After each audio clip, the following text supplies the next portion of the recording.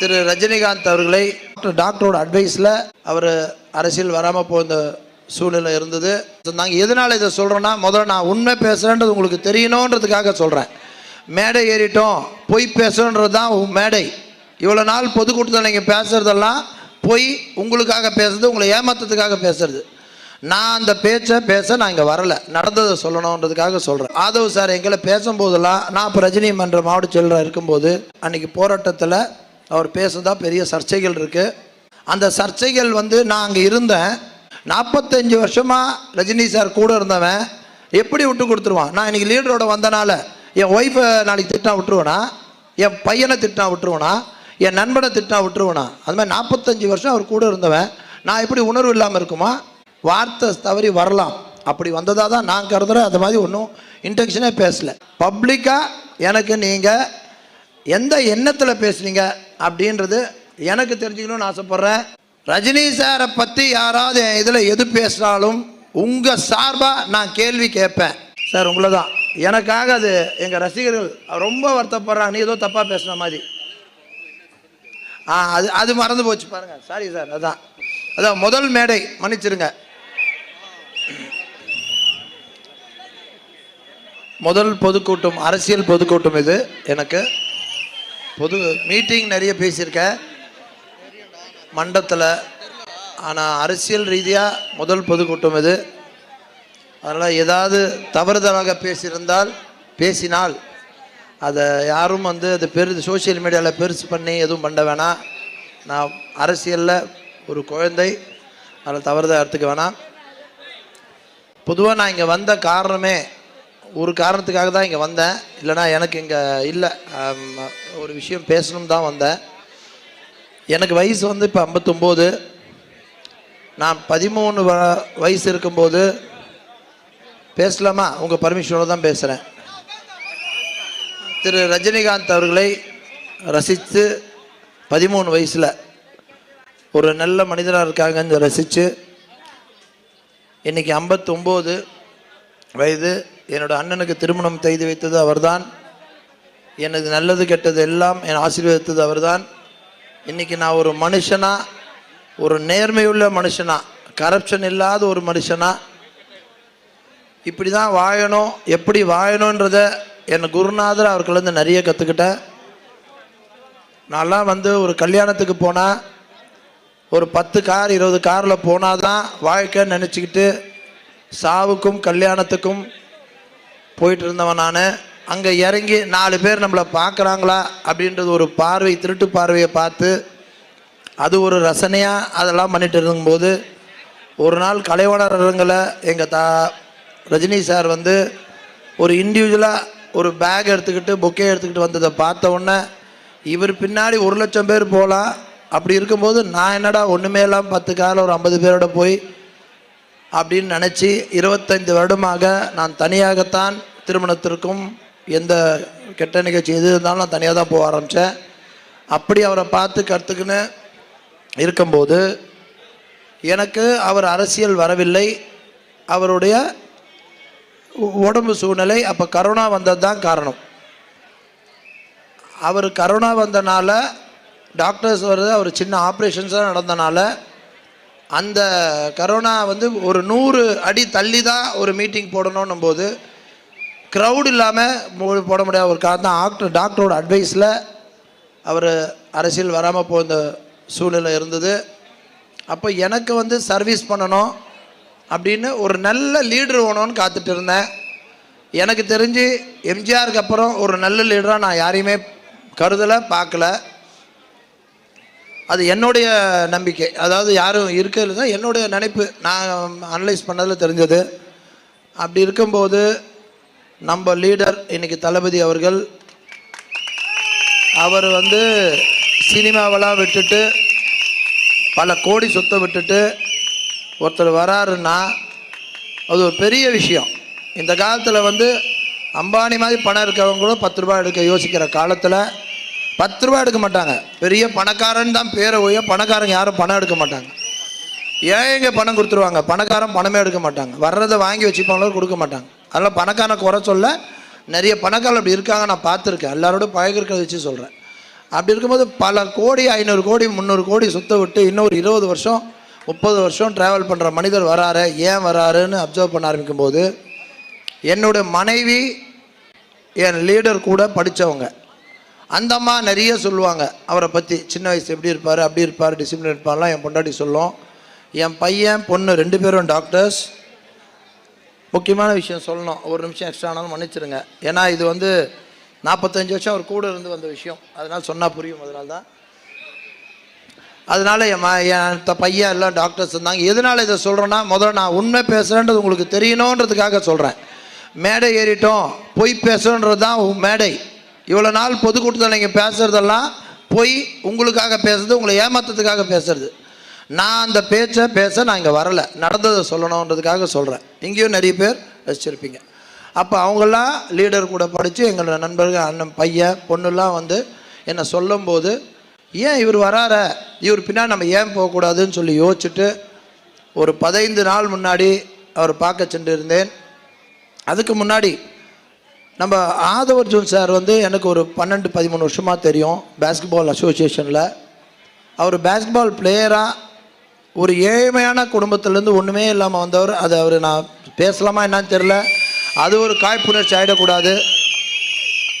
அப்பா அம்மா இல்லாமல் ஒரு ஏழை குடும்பத்தில் எஸ்டிஏ பேஸ்கெட்பால் கோச் வாசலில் இருந்து எனக்கு உள்ள சான்ஸ் கிடைக்காத ஆடுறதுக்குன்னு இருந்த ஒரு மனிதர். வாய்ப்புள்ள நீங்களாம் இதெல்லாம் எடுத்துக்கணும். வாழ்க்கையில் ஒன்றும் இல்லை, அப்பா அம்மா எல்லாம் நினைக்காதீங்க, இண்டிவிஜுவல் நினச்சா முடியுன்றது ஒரே ஒரு உதாரணம் ஆதவர்ஜுன். அப்படி வந்து இப்போது நம்ம லீடர் 2 வருஷமாக தான் 3 வருஷமாக அரசியல் வந்திருக்கார், மக்கள் நிலையில் தான் இருந்தார்.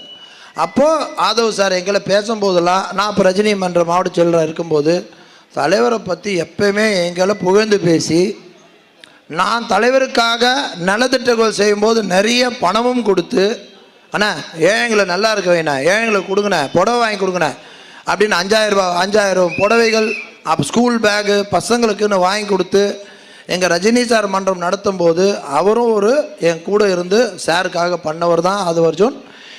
அப்படி பண்ணுற மனிதர், எங்களை அவ்வளோ பெருமையாக பேசுகிற மனிதர். இப்போ ஒரு இஷ்யூ அன்றைக்கி போராட்டத்தில் அவர் பேசுகிறதா பெரிய சர்ச்சைகள் இருக்குது. அந்த சர்ச்சைகள் நான் அங்கே இருந்தேன். அவர் கண்டிப்பாக தவறுதலாக பேசியிருந்தால் அதே மேடையில் ஏறி எனக்கு அது புரிய வைங்க, ஏன் இப்படி பேசின்னு கேட்டிருக்க தைரியம் எனக்கு இருக்குது, கேட்டிருப்பேன். ஆனால் அவர் இன்டென்ஷனாக பேசலைன்ற ஒரு காரணத்தினால நேராக பார்க்குறதுக்கும் பேப்பரில் படிக்கிறதுக்கும் வித்தியாசம் இருக்குது. ஒரு பேப்பரில் படிக்கும்போது நம்ம மைண்ட் வேறு மாதிரி சொல்லுவோம், நேரில் பார்க்குறது அது உண்மை தெரியும். நான் தான் நன்மையாக இருந்தேன். 45 வருஷமாக ரஜினி சார் கூட இருந்தவன் எப்படி விட்டு கொடுத்துருவான்? நான் இன்றைக்கி லீடரோட வந்தனால என் ஒய்ஃபை நாளைக்கு திட்டினா விட்டுருவேனா, என் பையனை திட்டினா விட்டுருவேனா, என் நண்பனை திட்டினா விட்டுருவேனா? அது மாதிரி 45 வருஷம் அவர் கூட இருந்தவன் நான் எப்படி உணர்வு இல்லாமல் இருக்குமா ஒரு 10 நாளில்? அப்போது அவர் இன்டென்ஷனோட பேசலன்றதை தெரிஞ்சுக்கிட்டேன். அவருக்கு ஒரே ஒரு இது, அன்றைக்கி நடந்தது போராட்டத்தை பற்றி. அந்த போராட்டத்தில் திமுகவை இது பண்ணி பேசும்போது அவர் உணர்ச்சி பூர்வமாக இந்த சொசைட்டியை மாற்ற முடியாதுன்னு ஏக்கத்தில் இருக்கவங்க வார்த்தை தவறி வரலாம்.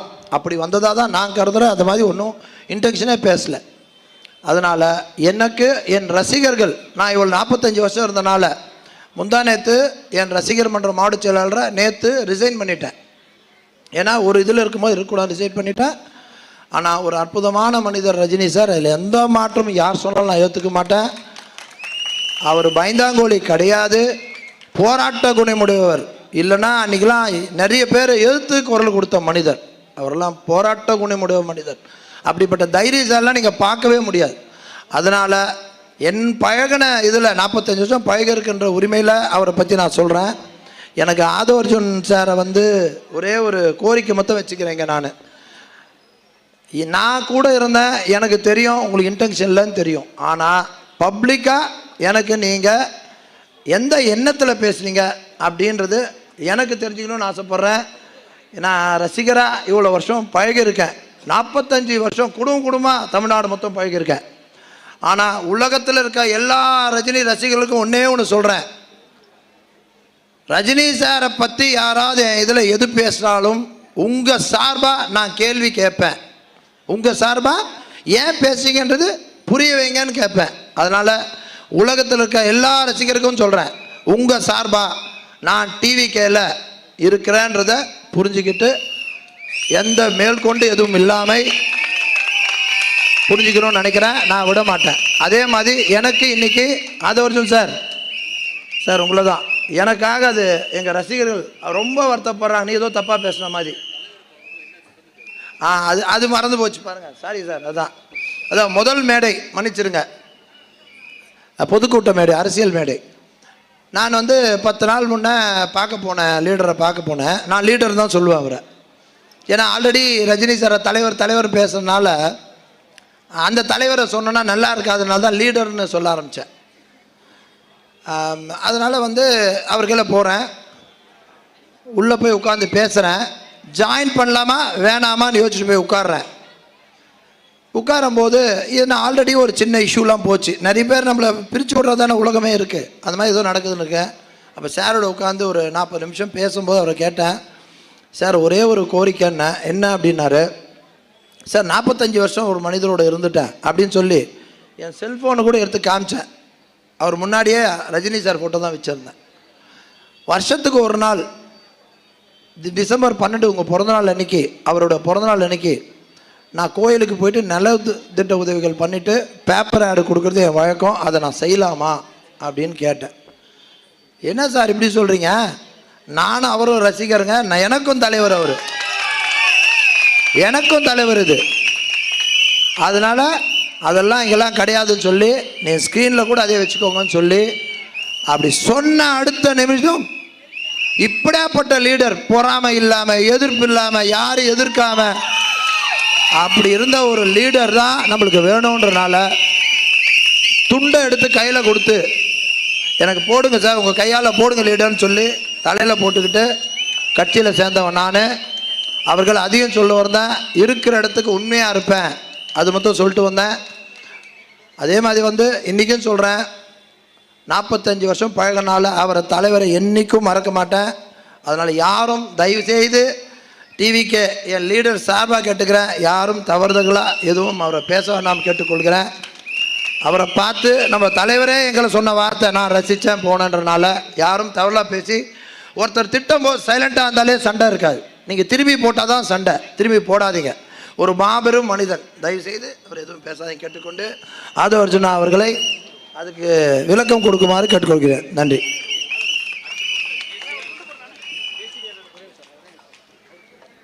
சிறப்புரை ஆற்றியமைக்கு மிக்க நன்றி அண்ணா. எல்லா மேடைகளிலும் சொல்றது தாங்க, என்னதான் எங்க தலைவர் மீது நீங்கள் அவதூறுகளை பரப்பினாலும், அல்லல் படும் செய்திகளை பரப்பினாலும், எங்க அண்ணனை பத்தி எனக்கு தெரியும்னு நினைக்கிற அந்த ஒவ்வொரு மனசு தாங்க தமிழக வெற்றி கழக தோழர்கள். இதனை அடுத்து அடுத்ததாக சிறப்புரை வழங்குவதற்காக தேர்தல் அறிக்கை குழு உறுப்பினர் JCD பிரபாகர் அவர்களை ஒரு பெரிய கரகோஷ ஒலியுடன் பேச அழைக்கிறேன்.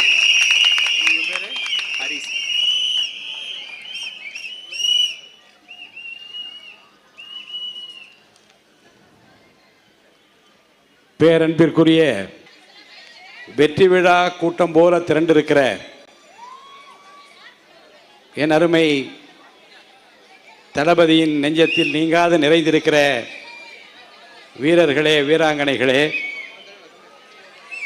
இங்கே எழுச்சியுரை ஆற்ற வருகை தந்திருக்கிற தமிழ்நாடு முழுவதும் தமிழக வெற்றி கழகத்தின் கொள்கைகளை, கோட்பாடுகளை, நம்முடைய தளபதியை பற்றி மேடைதோறும் முழங்கி கொள்கை விளக்கத்தை அளித்து வருகிற அருமை அண்ணன் நாஞ்சில் சம்பத் அவர்களே, பேரன்பிற்கும் மிகுந்த மரியாதைக்கு உரியவரும், புரட்சி தலைவர் அடியொற்றி புரட்சி தலைவி அம்மா ஆணையை ஏற்று தமிழகம் முழுவதும் அனைத்திந்திய அண்ணா திராவிட முன்னேற்ற கழகம் விழுதுவிட்டு வளர்வதற்கு காரணமாக இருந்தவரும், தூய உள்ளத்தோடு தொண்டு உள்ளத்தோடு இன்றைக்கு தளபதியின் தலைமையை ஏற்று அவர் ஆணையை ஏற்று அவர் சொல்லுகிற அந்த பணிகளை எல்லாம் இன்றைக்கு செம்மையாக நிறைவேற்றி வருகிற அண்ணன் செங்கோட்டையன் அவர்களே, அன்பிற்கும் மிகுந்த பாசத்திற்கும் உரிய அருமை சகோதரர் தேர்தல் மேலாண்மை பொதுச் செயலாளர் அருமை சகோதரர்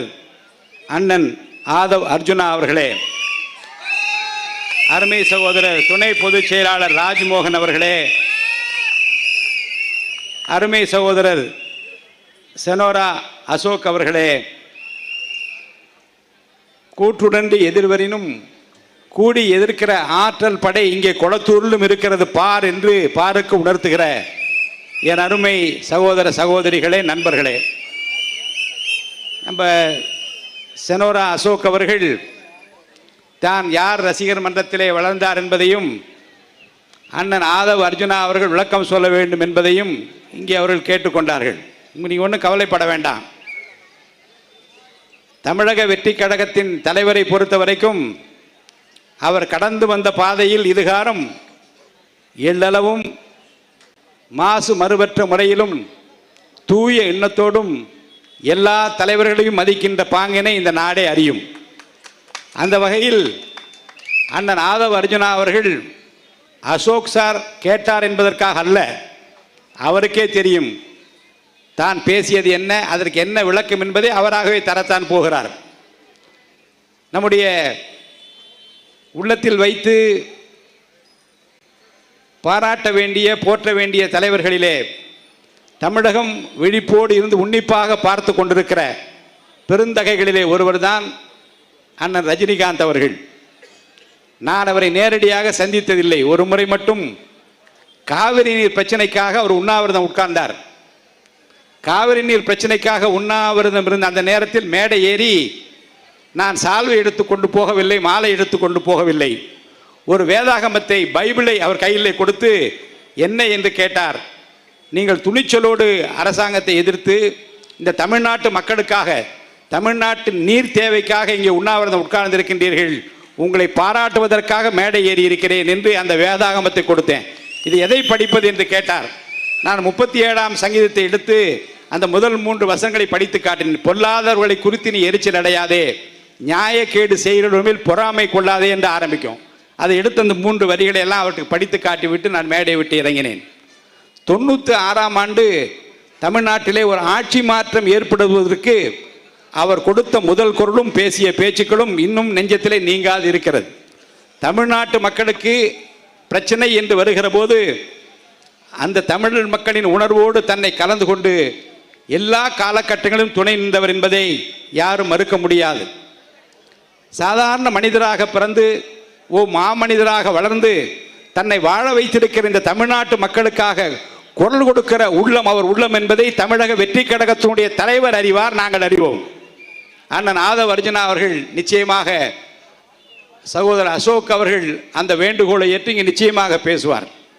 எங்களை பொறுத்த வரைக்கும் உப்பரியிலே வைத்து பாராட்ட வேண்டியவர்களை போற்ற வேண்டியவர்களை நாம் பாராட்டுவோம், போற்றுவோம்.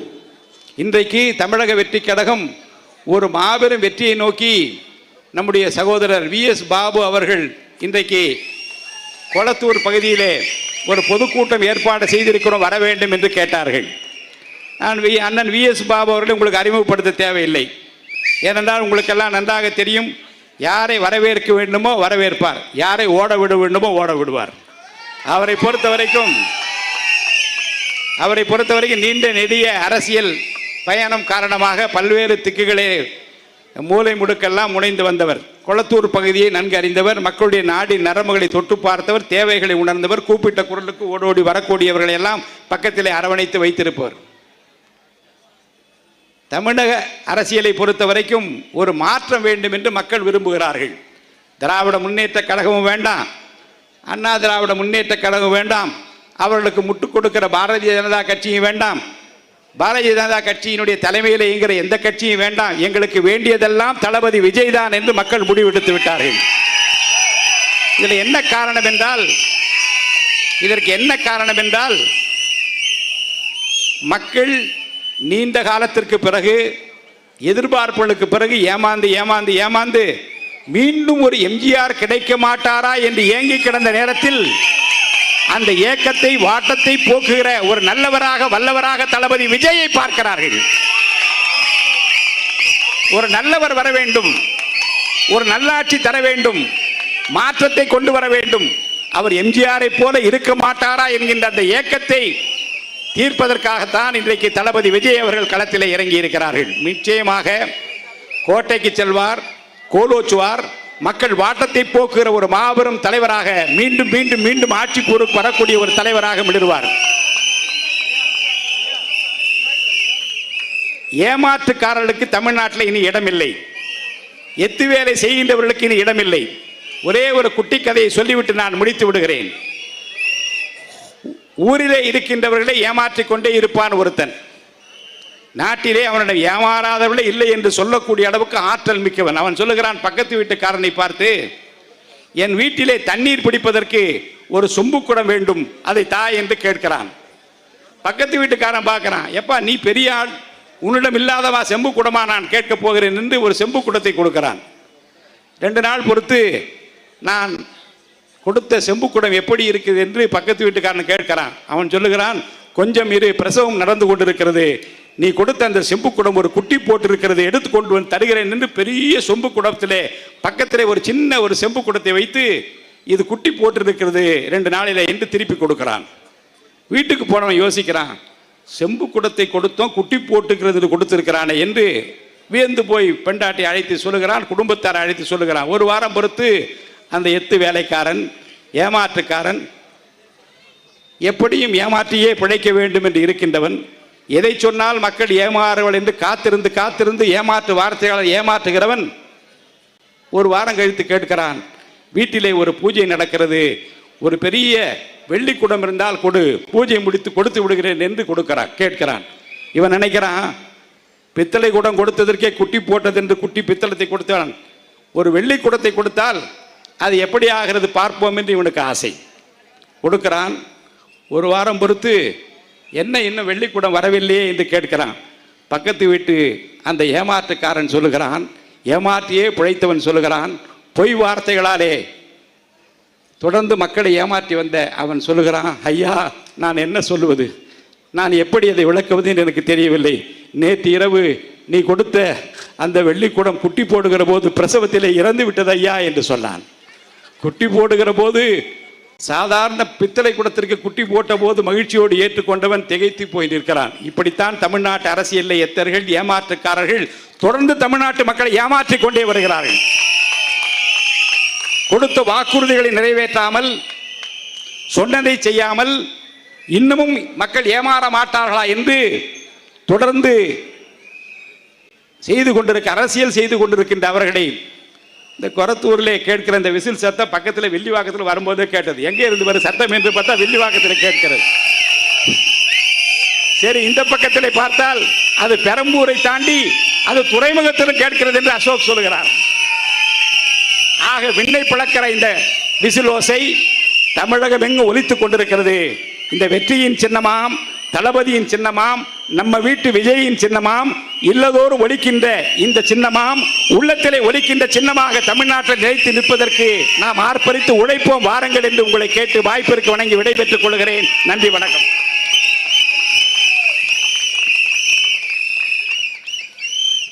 உங்களுடைய சிறப்புரையான ஒரு பேச்சிற்கே ஒரு சிறப்பு பெரிய கரகோஷ ஒளியுடன் அவருக்கு ஒரு உற்சாக வரவேற்புகளை கொடுக்கலாம். அடுத்ததாக பேச இருப்பவர், அவருக்கு இன்ட்ரோடக்ஷனே வேணாங்க. ஏன், அதிகாரம் கையில இருந்தாலும் அகந்தை இல்லாதவர், பதவி உயர்ந்தாலும் பணிவு குறையாத ஒரு மனிதர், நமக்கெல்லாம் ஒரு அரசியல் ஆசானாக, அரசியல் களத்திலேயே அனுபவம் மிக்கவராக இருக்கும் எங்களின்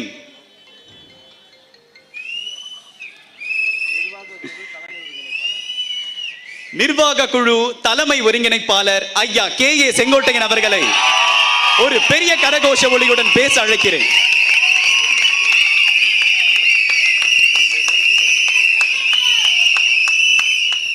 இணைய நிகழ்ச்சியின் தலைமை பொறுப்பை ஏற்று இந்த நிகழ்ச்சிக்கு பெருமை சேர்த்து வருகிற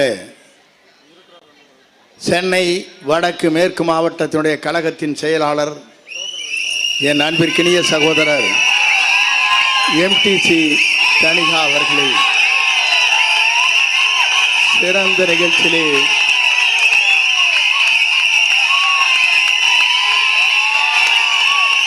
கலந்து கொண்டு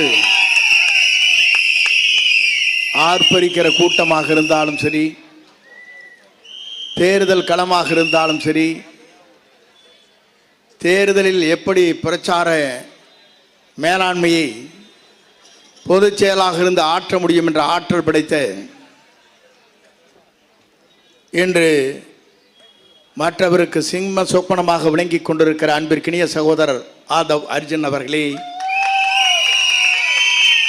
சிறந்த நிகழ்ச்சியிலே கலந்து கொண்டு எங்களுக்கெல்லாம் கழகத்தில் சிறந்த பணிகளை 30 ஆண்டு காலம் ஆட்சி இருக்கிற கழக பொதுச் செயலாளர் அன்பிற்கினிய அரிமன்னன் ஆனந்தன் அவர்களே, சிறந்த நிகழ்ச்சியிலே எங்களுக்கு பிறகு சிறப்பான முறையிலே தன் கருத்துக்களை வழங்க இருக்கிற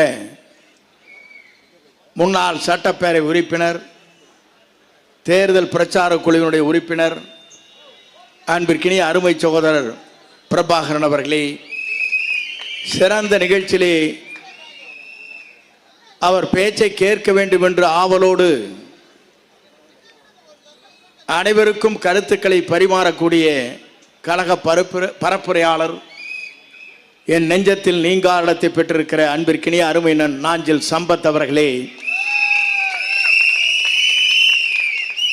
கழகத்தின் துணை பொதுச் செயலாளர், ஆற்றல் மிக்க பேச்சாளர் அன்பிற்கினிய அருமை சகோதரர் ராஜ்மோகன் அவர்களே, சிறந்த நிகழ்ச்சியிலே கலந்து கொண்டிருக்கிற முனிவேல் அவர்களே, வினோத்குமார் அவர்களே, மைக்கேல் அவர்களே, ரமேஷ் அவர்களே, தினேஷ்குமார் அவர்களே, இந்த நல்ல நிகழ்ச்சியிலே கலந்து கொண்டு கருத்துக்களை வழங்கி இருக்கிற அன்பு சகோதரர் அசோக் அவர்களே, நம்முடைய கழகத்தின் தலைவர், எதிர்கால தமிழகத்தை ஆளப்போகிற தலைவர், அவர் நெஞ்சங்களில் நிறைந்து வாழ்ந்து கொண்டிருக்கிற கழகத்தின் அனைத்து நிர்வாகிகளே, அன்பிற்கினிய பெரியோர்களே, தாய்மார்களே, நண்பர்களே, உங்கள் அத்தனை பேருக்கும் என்னுடைய பணிவான வணக்கத்தை முதலில் நான் தெரிவித்துக் கொள்கிறேன். இந்த நிகழ்ச்சியை காணுகிற போது அன்பிற்கினிய அருமையனன் முன்னாள் சட்டப்பேரவை உறுப்பினர் அருமையண்ணன் புரசை பாபு அவர்கள் இந்த பகுதிக்கு பொறுப்பாளராக இங்கே நியமிக்கப்பட்டிருக்கிறார்கள் தேர்தல் களத்தில். அவரை பற்றி நான் சொல்ல தேவையில்லை. அவர் பொறுப்பாளர் என்று சொன்னாலே மற்றவர்களுக்கு சும்மா சொப்பனமாக விளங்கி கொண்டிருப்பவர் என்பதை நான் அறிவேன். என்னோடு பயணம் செய்தவர் அவர். ஆகவே அவரை பற்றி நான் கருத்துக்கள் சொல்வதை காட்டிலும் அன்பு சகோதரர் தனிகா அவர்களை பற்றி சொல்லுகிற போது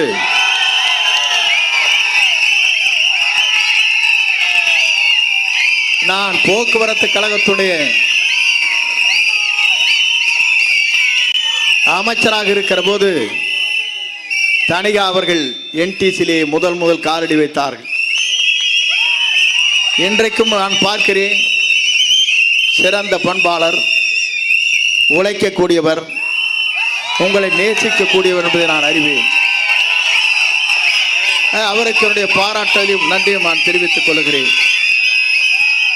ஏன் இதை சொல்லுகிறேன் சொன்னால், 20 ஆண்டு காலம் இந்த இயக்கத்திற்காக தன்னை அர்ப்பணித்தவர். நாங்களெல்லாம் இப்போது உங்களோடு இணைந்திருக்கிறோம். ஏனென்று சொன்னால், புரட்சி தலைவரோடு 1972 எங்கள் பயணங்களை துவங்கினோம். 77 26 வயதிலே சட்டமன்ற உறுப்பினராக நான் தேர்ந்தெடுக்கப்பட்டேன். 9 முறை சட்டமன்ற உறுப்பினராக பவனி வருகிற போது ஒரே மணித்துளி என்னை தூக்கி எறிந்து விட்டார்கள். தாக்கி பிடித்தவர் தான் நம்முடைய தளபதி என்பதை நான் அறிவேன். ஏன் இதை சொல்லுகிறேன் சொன்னால், அடையாளம் தெரியாதவர்களை அடையாளம் காட்டி என்னை எப்படி பயணப்படுத்தினார்கள் என்பது நம்ம அறிவோம். இங்கே அன்பிற்கினிய சகோதரர் இங்கே சொல்லுகிற போது சொன்னார்கள், நம்முடைய ஆதவ அர்ஜுனை பற்றி சொன்னார்கள். என்னை பொறுத்தவரையிலும் தலை சிறந்த தலைவராக திரைப்படத்தில் விளங்கியவர் போற்றலுக்குரிய ரஜினி அவர்கள். நான் அவரை பற்றி சொல்ல வேண்டும் என்று சொன்னால், 2019 நான் கல்வித்துறையில் பல்வேறு மாற்றங்களை உருவாக்குற போது அவர் ஒரே வரியை சொன்னார், தமிழ்நாட்டில் சிறந்த கல்வித்துறை அமைச்சர் என்று பாராட்டினார். நான் எதற்காக இதை சொல்லுகிறேன் சொன்னால், திறந்த மனது அவரிடத்திலே இருக்கிறது, மனிதனையும் அவரிடத்திலே இருக்கிறது, நேர்மையை பாராட்டுகிற சக்தி அவரிடத்திலே இருக்கிறது என்பதை என்னால் காண முடிந்தது. அப்படிப்பட்ட தலைவரை பற்றி இங்கே சில பேர் சில கருத்துக்களை சொல்லிக் கொண்டிருக்கிறார். எங்களை பொறுத்தவரையிலும் போற்றக்கூடியவர், பாராட்டக்கூடியவர், வாழ்த்தக்கூடியவர் என்பதை நான் இந்த நேரத்திலே தெரிவித்துக் கொள்கிறேன். நான் அதற்கு மேலே ஒன்றை சொல்ல வேண்டும் என்று சொன்னால், எல்லோரும் இன்றைக்கு நினைக்கிறார்கள் நாளை தமிழகத்தை ஆளப்போகிறவர் யார், நாளை தமிழகத்திலே உங்களால் ஆளப்போகின்றவர் தான் நம்முடைய தளபதி என்பதை நான் நாட்டு மக்கள் அனைவரும் உணர்ந்து கொண்டிருக்கிறார். நான் இதை சொல்வதற்கு காரணம், எல்லோரும் சொன்னார்கள் கூட்டணியிலேயே நீங்கள் என்ன செய்ய போகிறீர்கள் என்று கேட்டார்கள். 1972 இந்த இயக்கத்தை புரட்சி தலைவர் துவங்குகிறார். 77 தேர்தல் களத்திலே நிற்கிறார். பொது தேர்தலில் நிற்கின்ற போது எல்லோரும் சொன்னார்கள், திராவிட முன்னேற்ற கழகத்தை சார்ந்தவர் மற்றவர்கள் சொன்னார்கள், இது திரைப்படத்தை போல 100 நாள் தான் ஓடும் என்றார். ஆனால் தமிழ்நாட்டின் வரலாற்றில் அவர் உயிருள்ளவரை அவரான் தமிழ்நாட்டுடைய நிரந்தர முதலமைச்சர் என்ற வரலாற்றை படைத்தார். அதற்கு பிறகு அம்மா மதித்தார் செய்தார். இன்றைக்கு சில பேர் சொல்லுகிறார்கள் நாளை தமிழகத்தை ஆளப்போவது நம்முடைய தளபதியை தவிர எவராலும் முடியாது என்ற வரலாற்றை நாம் படைப்போம். இருக்கிற நண்பர்கள் சொல்கிறார்கள், நான் கேட்கிறேன், இந்திய நாட்டின் வரலாற்றில், தமிழகத்தின் வரலாற்றில் நம்முடைய தலைவர் தலைமையாங்கி பொறுப்பேற்றதற்கு பிறகு அவர் இருக்கும் வரை தமிழ்நாட்டின் நிரந்தர முதலமைச்சர் வரலாற்றை படைக்கிற தலைவராக திகழ்வார். அதை யாராலும் மாற்றி காட்ட முடியாது. நான் எதற்காக சொல்லுவேன் சொன்னால், ஆண்டவர்கள் ஆண்டு கொண்டிருப்பவர்கள் ஒரு தூய்மையான ஆட்சியை தமிழகத்திலே தர வேண்டும் என்பதுதான் அவருடைய லட்சிய பயணமாக இருந்து கொண்டிருக்கிறது. இந்த லட்சிய பயணம் எப்படி நாட்டு மக்கள் இன்று கேட்டுக்கொண்டிருக்கிறார் சொன்னால், இந்திய நாட்டின் வரலாற்றில், தமிழகத்தின் வரலாற்றில் ஒரு தூய்மையான ஆட்சி நடைபெற வேண்டும் என்பதுதான் நம்முடைய ஆசை. ஆனால் அதே நேரத்தில் நாம் எண்ணி பார்க்கிறோம், தலைவரை பார்க்கிறோம், அம்மாவை பார்க்கிறோம். நான் இன்றைக்கு தளபதியை காணுகிறேன். நான் இன்றைக்கு சொல்வதற்கு காரணம், எத்தனையோ தலைவரிடத்திலே நான் பழகி இருக்கிறேன். நான் உங்களிடத்தை ஒன்றை சொல்ல விரும்புகிறேன், அவருடைய மனிதனையும் எப்படி இருக்கிறது என்பதற்கு. நான் அம்மா படத்தை தான் வைத்துக் கொண்டிருக்கிறேன். நான் என்ன செய்வது என்று நினைத்து வேலூர் பொதுக்கூட்டத்திலே அவர் பேசுவதற்கு முன்னால் அம்மா படம், அவர் வணங்கி கொண்டிருக்கிற படம், தலைவர் படத்தை வைத்து நான் வேலூர் கூட்டத்திலே சென்ற போது அவர் அதை எண்ணிப்பாக கவனித்து விட்டார். அடுத்த நாள் என்னை அழைத்தார் தனியாக, சார் அம்மா படத்தையே வச்சுக்கிது, அப்போதான் எனக்கு மகிழ்ச்சியாக இருக்குனார். எந்த தலைவர் சொல்வார்? இது வரலாற்று அப்படிப்பட்ட தலைவர். நான் எதற்காக நேசிக்கிறேன் என்று சொன்னால், 50 ஆண்டு கால உழைப்பை ஒரே நொடிப்புள்ளில் தூக்கி எறிந்தவரும் இருக்கிறார்கள். ஆனால் அம்மா படத்தை நீங்கள் 25 ஆண்டு காலம் தாங்கி பிடித்துக் கொண்டிருக்கிறீர்கள். அப்படி இருக்கிற போது அதைத்தான் நான் பார்க்கிறேன், மகிழ்ச்சி அடைகிறேன் என்று சொன்னார். நான் எதற்காக இதை சொல்கிறேன் சொன்னால், உங்களுக்கு தெரியாத ஒன்றல்ல, தனிகா பல ஆண்டுகளாக என்னோடு பழகியவர். நான் இன்றைக்கு பார்க்கிறேன். ஏனென்று சொன்னால் அவருடைய உழைப்பவருக்கு உயர்வு கிடைத்திருக்கிறது. இங்கே உழைத்துக் கொண்டிருக்கிற நீங்கள் அத்தனை பேரும் பொறுப்பிலே இருக்கிறீர்கள். ஆனால் இன்றைக்கு வியாபாரம் நடைபெற்றுக் கொண்டிருக்க ஒரு புறத்தில் இதை தகர்த்திருக்கிற சக்தி ஆரிடத்திலே இருக்கிறது என்றால், தமிழ்நாட்டிலே ஒரே தலைவருக்கு தான் இருக்கிறது. அதுவும் நம்முடைய தூய தலைவராக இருக்கிற தளபதிக்கு மட்டும்தான். இது யாராலும் மாற்றி காட்ட இயலாது.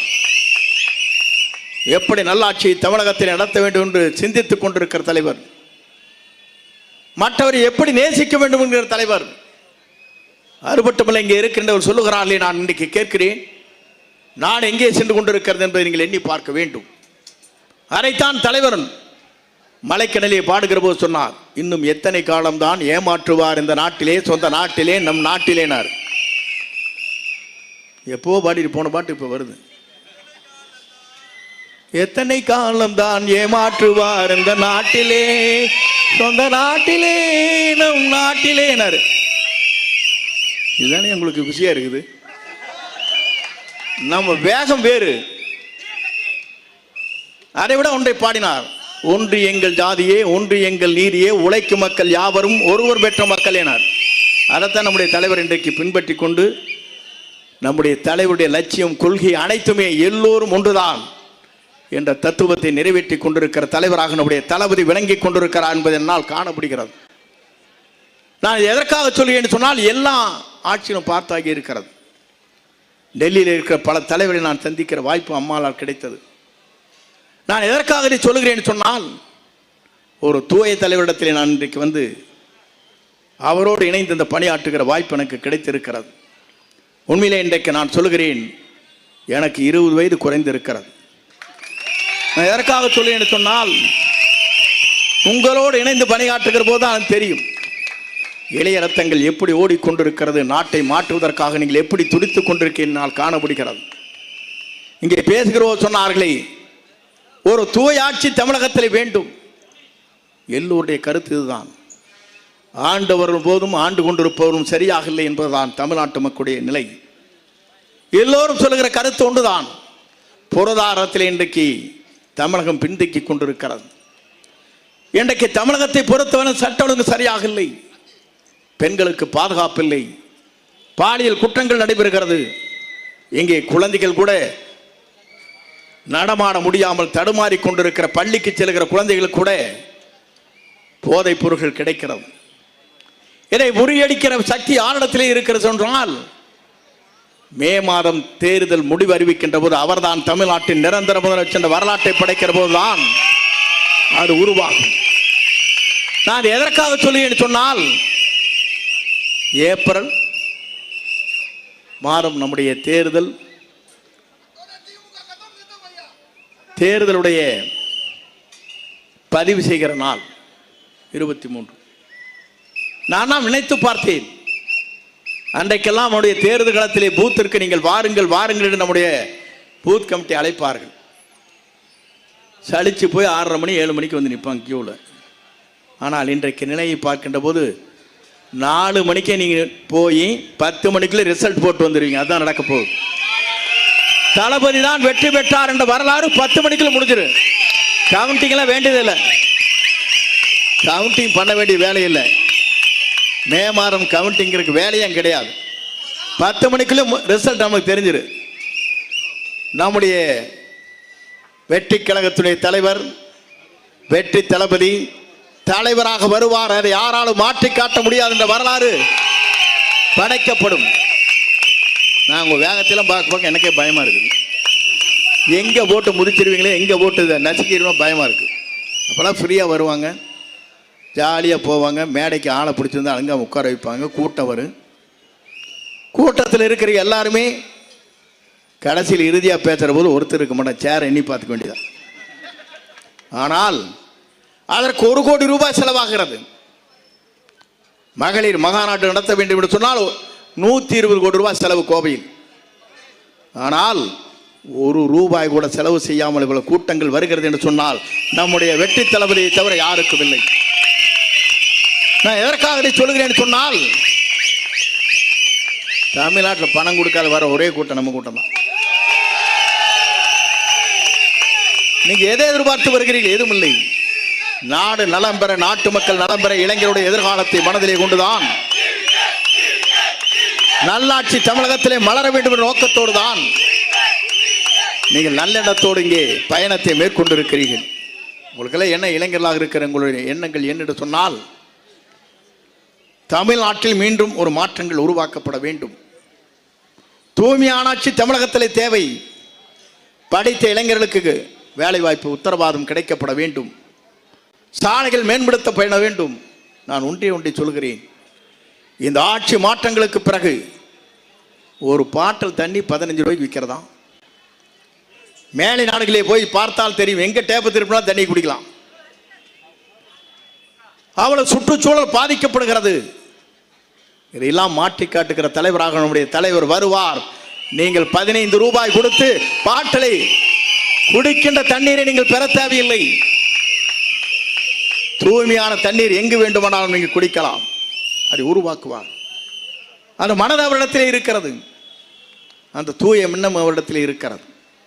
நான் இதெல்லாம் சொல்வதற்கு காரணம், நான் பல தேர்தலை சந்தித்து விட்டு பல தலைவரோடு பேசிவிட்டு பல ஆண்டுகள் 45 ஆண்டு காலம் முருடி வருவதற்கு பிறகு உங்களை சந்திக்கிற வாய்ப்பு எனக்கு கிடைத்திருக்கிறது. உண்மையிலே இளைஞர்களாக இருக்கிற நீங்கள் எதிர்காலத்தை நோக்கி உங்கள் பயணங்களை மேற்கொள்கிறீர்கள். சிறந்த ஆட்சியை தமிழகத்திலே தர வேண்டும் என்று துடித்துக் கொண்டிருக்கிறீர்கள். ஏழையின் கண்ணீர் துடைக்கப்பட வேண்டும் என்று நீங்கள் எண்ணுகிறீர்கள். ஏழையின் கண்ணீர் மட்டுமல்ல, பெண்களுக்கு முழு பாதுகாப்பு அளிக்கப்பட வேண்டும் என்று கருதுகிறீர்கள். நானே குறிப்பிடுவதற்கு காரணம், சுதந்திரம் பெற்றவுடனே அண்ணல் காந்தி ஒன்றை சொன்னார். ஒரு பெண் நல்லறவிலே நகை அணிந்து விட்டு நல்லறவிலே நடந்து செல்கிற போது அந்த பெண்ணிற்கு எப்படி பாதுகாப்பு இருக்கிறதோ, அன்றைக்கு தான் பெற்ற சுதந்திரம் முழுமையாக பெற்றிருக்கிறது என்று அண்ணல் காந்தி சொன்னாரே. இந்த பெற்ற சுதந்திரத்தை மீண்டும் தமிழ்நாட்டில் நிறுத்தி காட்டக்கூடிய ஒரே தலைவர் நம்முடைய வெற்றி தலைவரை தவிர எவராலும் முடியாது என்ற வரலாற்றை நான் படைப்போம் அப்படின்னு சொல்லிட்டாரு. பட்டன் வச்சிருப்பான், டச் பண்ணா போது 5 நிமிஷம் வந்துருவான்ட்டாங்க. இவங்க என்ன வச்சிருக்காங்கன்னா பட்டன் வச்சிருக்காங்க. அவன் தூக்கிட்டு போய் 3 நாள் கழிச்சு விடுறான். எவ்வளவு எண்ணங்கள், தூய்மையான எண்ணங்கள் நீங்கள் நினைத்து பார்க்க வேண்டும். ஒவ்வொரு வாகனத்தையும் பட்டன் இருக்கான், டச் பண்ணா போதும் 5 நிமிடத்தில் அங்கே பாதுகாப்பு அளிப்பதற்கு தனிப்படை அமைக்கப்படுவது நேரடியாக என்னுடைய கண்காணிப்பில் இருக்கும். பெண்களுக்கு முழு பாதுகாப்பு அளிக்கப்படும் என்று சொன்ன ஒரே தலைவர் நம்முடைய தலைவர் என்பதை நீங்கள் மறந்துவிடக் கூடாது. நாம் எல்லாரும் சொல்றோம் தூய்மையான ஆட்சி தமிழகத்திலே கொண்டு வருவோம் என்று சொன்னால், எப்படி கொண்டு வருவீங்க, எப்படி கொண்டு வருவீங்க, ஆளுக்காள் பேசுறாங்க. நம்மை தாக்குவது யார் என்று சொன்னால் 23 கட்சிகள் நம்மை தாக்கி கொண்டிருக்கிறது நம்ம ஒருவரை பற்றி. என்ன காரணம்? மீண்டும் தமிழ்நாட்டில் இவர்தான் வருவார், அதை யாராலும் தடுக்க முடியாது என்ற நிலையை புரிந்து கொண்ட காரணத்தின் அடிப்படையிலே தான் நம்முடைய தளபதி ஆழ்வார். நான் இன்றைக்கு சொல்லுகிறேன், இந்த ஆண்டு 2026 நான் உங்களுக்கு ஒன்றை குறிப்பிட விரும்புகிறேன். தேசிய கொடி ஏற்றி வைப்பவர் நம்முடைய தளபதி மட்டும் தானே தவிர யாரும் இல்லை என்பதை குறிப்பிட்டு காட்டி உங்களை வாழ்த்தி விடைபெறுகிறேன். நன்றி, வணக்கம்.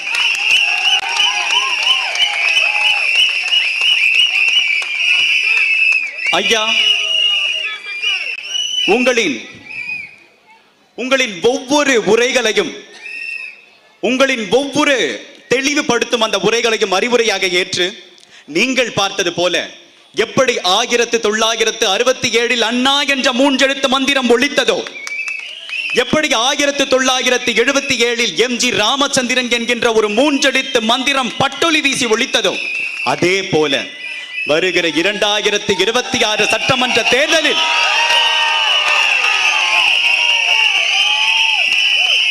எங்கள் வெற்றி தலைவரின் வெற்றி வாக்கு ஓங்கி ஒலிக்கும் என்பதில் ஒருபோதும் ஐயமில்லை. அடுத்ததாக பேச வர இருப்பவர் ஒரு ஆற்றல் மிகுந்த பேச்சாளர். என்னை போன்ற இளைஞர்களுக்கெல்லாம் பேச்சு திறமைக்கு ஒரு உச்சபட்ச எடுத்துக்காட்டாக இருப்பவர் நமது தமிழக வெற்றி கழகத்தின் துணை பொதுச் செயலாளர் அண்ணன் ராஜ்மோகன் அவர்களை ஒரு பெரிய கரகோஷத்துடன் பேச அழைக்கிறேன்.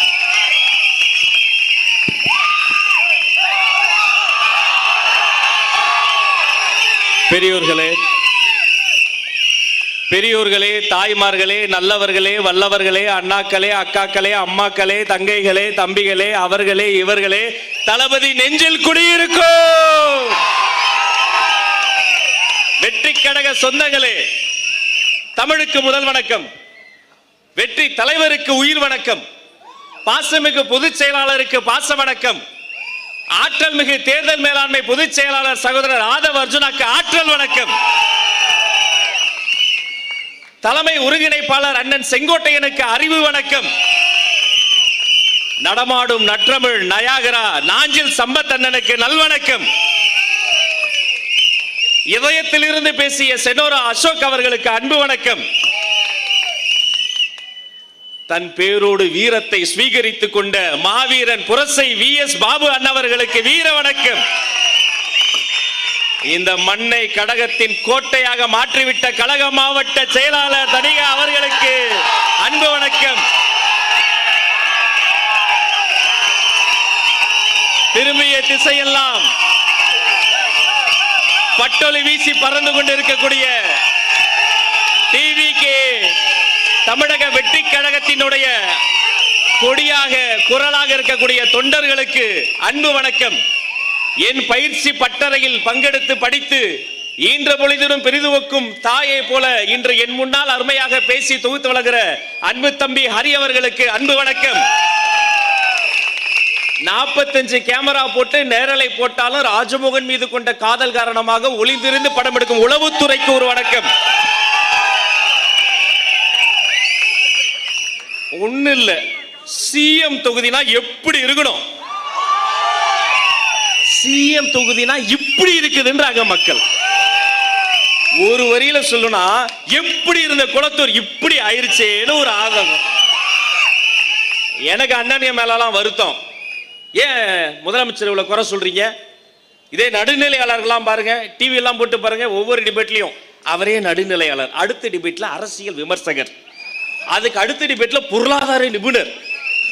குளத்தூர்ல பள்ளம் இருக்க, வாயிலடி வாயிலடி, அது பள்ளம்னு சொல்லாத, அப்புறம் அது நவீன மழைநீர் சேகரிப்பு தொட்டி. இது குளத்தூர் சாலைகளா செவ்வாய் கிரக சோலைகளா? அப்படியே நடந்து போய் பள்ளத்துல உள்ளது. அவர் என்ன சொன்னாரு? பக்கிங்காம் கால்வாயில போட்டிங் போகலாம் அப்படின்னு சொன்னாரு. அது கொஞ்சம் தூரமா இருக்கு. இதோ மழை பெஞ்சா நம்ம ரயில்வே ஸ்டேஷன் அந்த டிச்சில் போட்டிங் போலாம், நீந்தி போகலாம், தண்ணியில மிதந்து போலாம். சொன்னதை ஏதாவது செஞ்சாங்களா? எதுவுமே செய்யலையே. பெட்ரோல் விலை 75 ரூபாய்க்கு குறைக்கப்படும் சொன்னாங்களே, செஞ்சாங்களா? மகளிர் கடன் முடித்து வைக்கப்படும் சொன்னாங்களேமா, செஞ்சாங்களா? மாணவர் கடன் முடித்து வைக்கப்படும் சொன்னாங்களே, செஞ்சாங்களா? எதுவுமே செய்யல. சனம் முடிவு பண்ணிருச்சு, 2026 திமுக ஆட்சி முடித்து வைக்கப்படும், முடித்து வைக்கப்படும், முடித்து வைக்கப்படும். அதுல எங்களை கேட்கிறாங்க, உங்களுடைய கனவு சொல்லுங்க. எங்க பெரிய கனவு திமுகவை வீட்டுக்கு அனுப்பி நாட்டை காப்பாத்துறதுதான். ஆனா நான் கூட ஒரு 50-100 பேர் வருவாங்க. ஏன்னா குடைச்சல், அவ்வளவு குடைச்சல். முதல் நாள் சொல்லி 18 மணி நேரத்தில் ஒரு மினி மாநாட்டை ஏற்பாடு செய்து காட்டியிருக்கிறார் புரசை VS பாபுவன். நல்ல ஒரு கைத்தட்டல தாங்க. அதுல அவ்வளவு குடைச்சல். பேனர் வச்சா பேனர் வைக்காதீங்க, எடுத்துட்டு போறாங்க போலீஸ். அது ஒண்ணு இல்லைன்னு, அவங்க வீட்லயும் தளபதி ரசிகருக்கு இந்த பேனர் வேணும். அதுக்காக நீங்க வச்ச பேனர்ல 4 எடுத்துட்டு போறாங்க.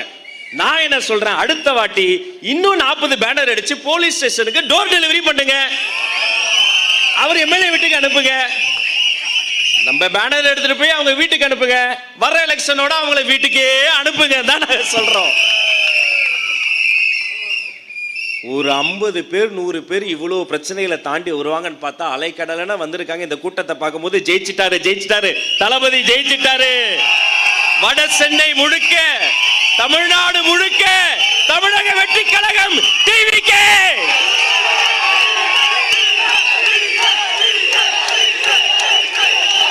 இது ஒரு கட்சியின் முழக்கம் அல்ல, இது ஒரு போர் முழக்கம். இது வெறும் போர் முழக்கம் அல்ல. பல்லாண்டு காலமாக இந்த மண்ணை மலடாக்கி இதில் ஊழலில் திளைத்து ஒவ்வொரு குடும்பமும் நல்லா இருக்கணும்னு நினைக்காம ஒரு குடும்பம் மட்டும் நல்லா இருக்கணும்னு எங்க வீதியில் இருக்கக்கூடிய எங்களுடைய மக்களை எல்லாம் நடுத்தெருவில் நிறுத்திவிட்ட அவர்களுக்கு எதிராக வெடித்திருக்கக்கூடிய புரட்சி முழக்கம் இந்த குளத்தூர் மண்ணில் இருந்து சூளுரைக்கிறேன். தமிழக வெற்றி கழகம் வெல்ல போகிறது, இது உறுதி. நியூஸ் எல்லாம் பார்த்தா சிரிப்பா இருக்கு. ஒரு 3 வாரம் முன்னாடி ஒரு நியூஸ், திமுக மாநாடு, நாங்க நம்ம குளத்தூரி நாயகன் அண்ணன் MK ஸ்டாலின் மாநாட்டுக்கு வராரு. மாநாட்டு குறுக்க ரேம்ப் போட்டாங்க. ரேம்ப் போட்டு தளபதி மாதிரியே நடந்து வர சொல்றாங்க. நம்ம தளபதி நடந்து வரும்போது கீழ இருந்து நம்ம துண்டெல்லாம் போட்டு அப்படி எடுத்து ஒவ்வொரு துண்டை சிரித்த முகத்தோடு மேல போட்டு அப்படி திருவாரூர் தேர் மாதிரி நம்ம தலைவர் வருவாரு. ஆனா இங்க அவங்க கட்சிக்காரங்களுக்கு அவங்க தலைவர் மேல என்ன கோபமோ தெரியல, தோல்ல துண்ட போட சொன்னா சுருட்டி தலைமையிலே ஒரு போடு. ஒரே வரியில சொல்லவா, இத்தனை நாளா இந்த ஊடகத்தில் இருக்கக்கூடிய பேர்லாம் என்ன சொன்னாங்க, தளபதி முதலமைச்சராக ஆசைப்படுகிறார் அப்படின்னு. நாங்க தப்பு, முதலமைச்சர் தான் எங்க தளபதியாக ஆசைப்படுகிறார். நினைத்து பார்க்கிறேன், மேடையில் எத்தனை பேர் இருக்கீங்க. ஒரு மாநாட்டு திடலிலே பொதுச் செயலாளர் அந்த பக்கம் ஓடிக்கிட்டு இருப்பாரு, கழக மாவட்ட செயலாளர்கள் உடையாந்துகிட்டு இருப்பாங்க, மேடை பரபரப்பா இருக்கும். 15 லட்சம் கீழே இருப்பாங்க. ஆண்கள் பெண்கள் 15 லட்சம் பேர் இருந்தாலும் ஒரு பெண்ணின் மீது கூட கை வைக்காத தாயின் கருவறை போல பாதுகாப்பா என்னுடைய பசங்க நிற்பாங்க. அந்த நொடி வரும், எனக்கு தெரியும். மைக்கு முன்னாடி வந்து நிப்பேன், மேடையில ஒரு சின்ன பரபரப்பு, முகத்துல மகிழ்ச்சி, பசங்க கிட்ட எழுச்சி, எல்லார் முகத்திலும் புன் சிரிப்பு. மைக்கு முன்னாடி வந்து நின்று சந்தோஷமா ஒரு மூச்சு எடுத்து சொல்வேன், தர்ம தாயின் தவ புதல்வரே. அத்தனை பெரிய தலைவர் சாதாரணமா வெள்ளை சட்டையை மடிச்சு விட்டு வெள்ளி காப்பை முறுக்கி விட்டு சிரித்து கொண்டே கசையத்து கையை அசைத்து வரும்போது காண கண்கொடி வேணும். கொளத்தூர் மண்ணில் மட்டும் கிடையாதுங்க, எங்க போனாலும் நீங்க இப்படி ஒரு ஆர்கானிக்கா மக்கள் வெள்ளத்தை பார்க்கவே முடியாது. இது தானா சேர்ந்த கூட்டம். கோட்டருக்கும் கோழி பிரியாணிக்கும் கூடக்கூடிய திராவிட முன்னேற்ற கழக கூட்டம் இல்லை, கொள்கைக்கு கூடுகிற கூட்டம். நான் கேட்கிறேன், துணை முதலமைச்சர் விளையாட்டுத்துறை அமைச்சரா இருந்தார்ல, விளையாட்டு போட்டிகள்ல ஆண்கள் கபடி போட்டியில் ஜெயிச்சா 10,000 பரிசு, பெண்கள் ஜெயிச்சா வெறும் 5,000 பரிசு இருந்தது. ஏன் ஆண்களுக்கு மட்டும் பரிசு தொகை அதிகம், பெண்களுக்கு கம்மி? ஆணும் பெண்ணும் சமம்.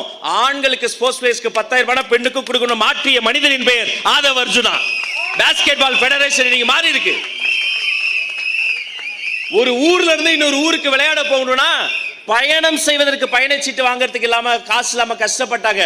இன்னைக்கு என்னுடைய கண்மணிகள் விமானங்களில் என்னுடைய வீராங்கனைகள் பறந்து கொண்டிருக்கிறாங்கன்னா விளையாட்டுத்துறையை சீர்படுத்திய சிற்பியின் பெயர் ஆதவ் அர்ஜுனா. இன்னைக்கு விளையாட்டுத்துறை வளர்ந்து நிக்குது, பாஸ்கெட் பால் மாறி நிக்குது.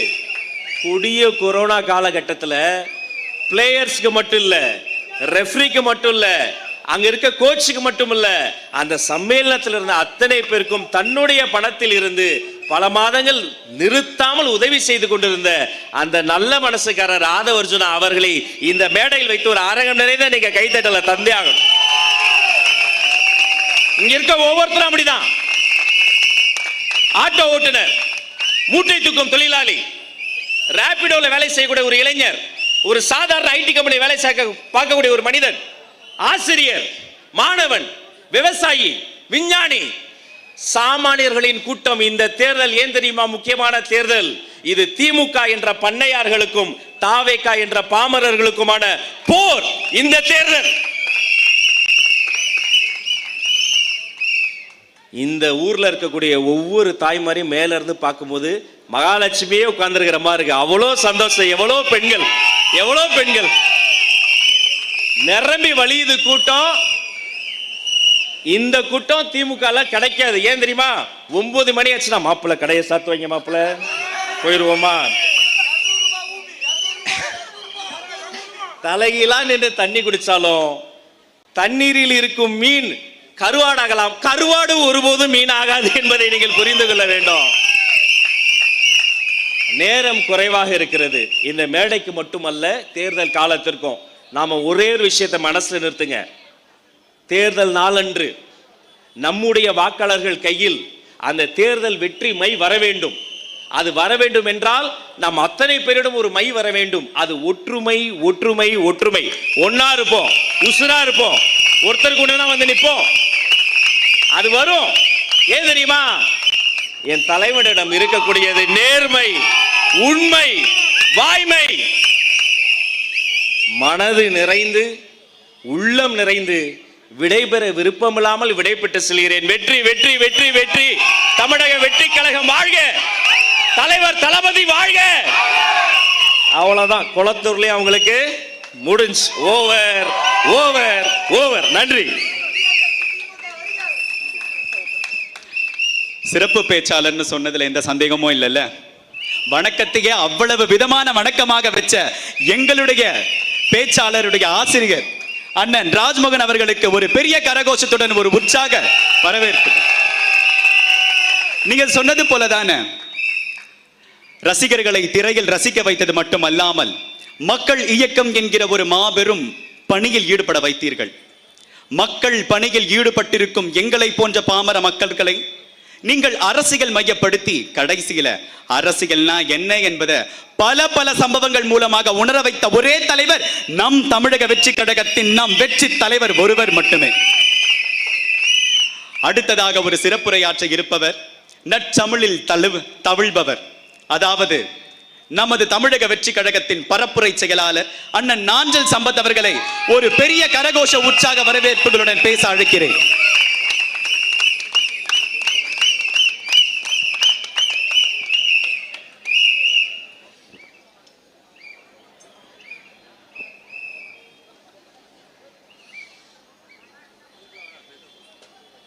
யுத்த காலத்தில்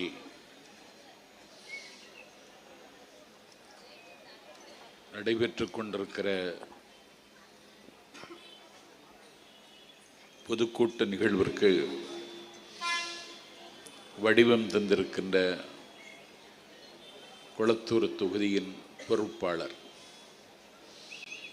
வெல்ல முடியாத பகையை வெல்லப்போகிறவன் யார் என்றால் VS பாபு என்று வானமும் வழிமொழிகிற இடத்தில் இருக்கிற VS பாபு அவர்களே,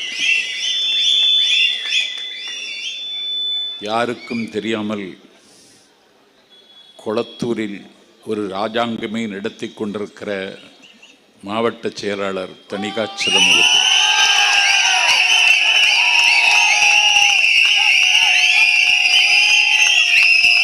எளியவன் எனக்கு முன்னால் உரையாற்றிய துணை செயலாளர் ராஜமோகன் அவர்களே, எளியவன் எனக்கு பிறகு நிறைவி பேருரை ஆற்றுவதற்கு வந்திருக்கின்ற அளக்க முடியாத அன்பின் சின்னம், என்னை ஆற்றுப்படுத்துகிற இடத்தில் இருக்கின்ற தேர்தல் மேலாண்மை பொதுச் செயலாளர் ஆதவ் அர்ஜுனா அவர்களே, முத்து தமிழில் நிகழ்ச்சியை தொகுத்து வழங்குகிற ஹரீஷ் உள்ளிட்ட நிர்வாகிகளே வணக்கம். யுத்த காலத்தில் தேர்தல் தேதி அறிவிக்கப்பட்டதற்கு பிறகு தேர்தல் விதி நடைமுறைக்கு வந்துவிட்டதற்கு பிறகு தமிழக வெற்றி கழகத்தின் சார்பில் நடைபெறுகிற முதல் பொதுக்கூட்டம் இந்த கொளத்தூர் பொதுக்கூட்டம். தமிழக வெற்றி கழகம் வெற்றி பெறப் போகிற தொகுதிகளில் கொளத்தூர் தொகுதியும் இடம்பெற்று விட்டது என்பதை இங்கே வந்ததற்கு பிறகு நான் பார்க்கிறேன். துரியோதனன் வீழ்ச்சி அவன் தொடையில் இருந்தது. சராசந்தன் வீழ்ச்சி அவனுடைய உடலை மாற்றி போடுவதில் இருந்தது. இதயத்தை கீழே இறக்கி வைத்த ஹிட்லரின் வீழ்ச்சி ரஷ்யாவின் கடுங்குளிரில் இருந்தது. அதிசயம் 1000 செய்து கொண்டிருக்கிற ஜப்பானின் அன்றைய வீழ்ச்சி அணுக்குண்டில் இருந்தது. ஆள்போல் பறந்து அருகுபோல் வேரோடி இருக்கின்ற காங்கிரஸ் ஏகாதிபத்தியத்தின் வீழ்ச்சி அண்ணாவின் சென்னாவில் இருந்தது.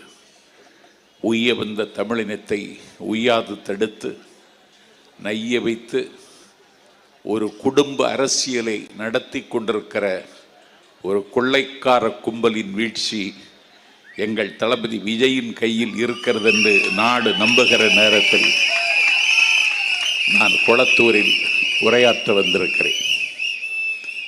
தமிழக வெற்றி கழகம் 2 வயதை தாண்டி 3வது வயதில் அடியெடுத்து வைத்திருக்கிற நேரம் இது. 49 செப்டம்பர் 17 ஒரு மழை நாளில் ராபின்சன் நந்தவனத்தில் அண்ணா தன்னுடைய இயக்கத்தை தொடங்கினார். அவர் ஆட்சிக்கு வருவதற்கு 18 ஆண்டு காலம் எடுத்துக்கொண்டார். 72 மக்கள் திலகம் எம்ஜிஆர் அதிமுகவை தொடங்கினார். அவர் ஆட்சிக்கு வருவதற்கு 5 ஆண்டுகள் எடுத்துக்கொண்டார். பதுங்கி பாயும் வேங்கை என ஒரு இயக்கம் பாராள வந்த கதை பாரேனும் பகிர்ந்ததுண்டா, யாரேனும் கேட்டதுண்டா என்று கலைஞர் கவிதை தமிழில் அண்ணா ஆட்சிக்கு வந்ததை அருமையாக பாடுவார். நாஞ்சில் சம்பத் குளத்தூரில் சொல்கிறேன், அண்ணாவுக்கு 18 ஆண்டு காலம் தேவைப்பட்டது, மக்கள் திலகம் எம்ஜிஆருக்கு 5 ஆண்டு காலம் தேவைப்பட்டது, எங்கள் தலைவர் தளபதிக்கு 3 ஆண்டு காலம்தான் தேவைப்படுகிறது என்பதை 2026 நான் நிரூபிக்கப் போகிறோம்.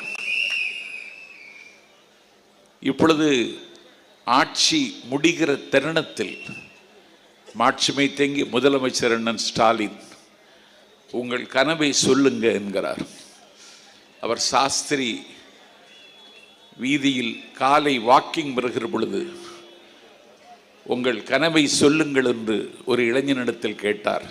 அவன் சொன்னான், ஜனநாயகன் எப்போது வரும் என்று கேட்டான். அதற்கு பிறகு உங்கள் கனவை சொல்லுங்கள் என்று முதலமைச்சர் சொல்வதே இல்லை. இன்றைக்கு மிகப்பெரிய தாக்கத்தையும் வீச்சையும் தமிழ்நாட்டு அரசியலில் மட்டுமல்ல, இந்திய அரசியலில் கூட எங்கள் தளபதி ஏற்படுத்தி இருக்கிறார்.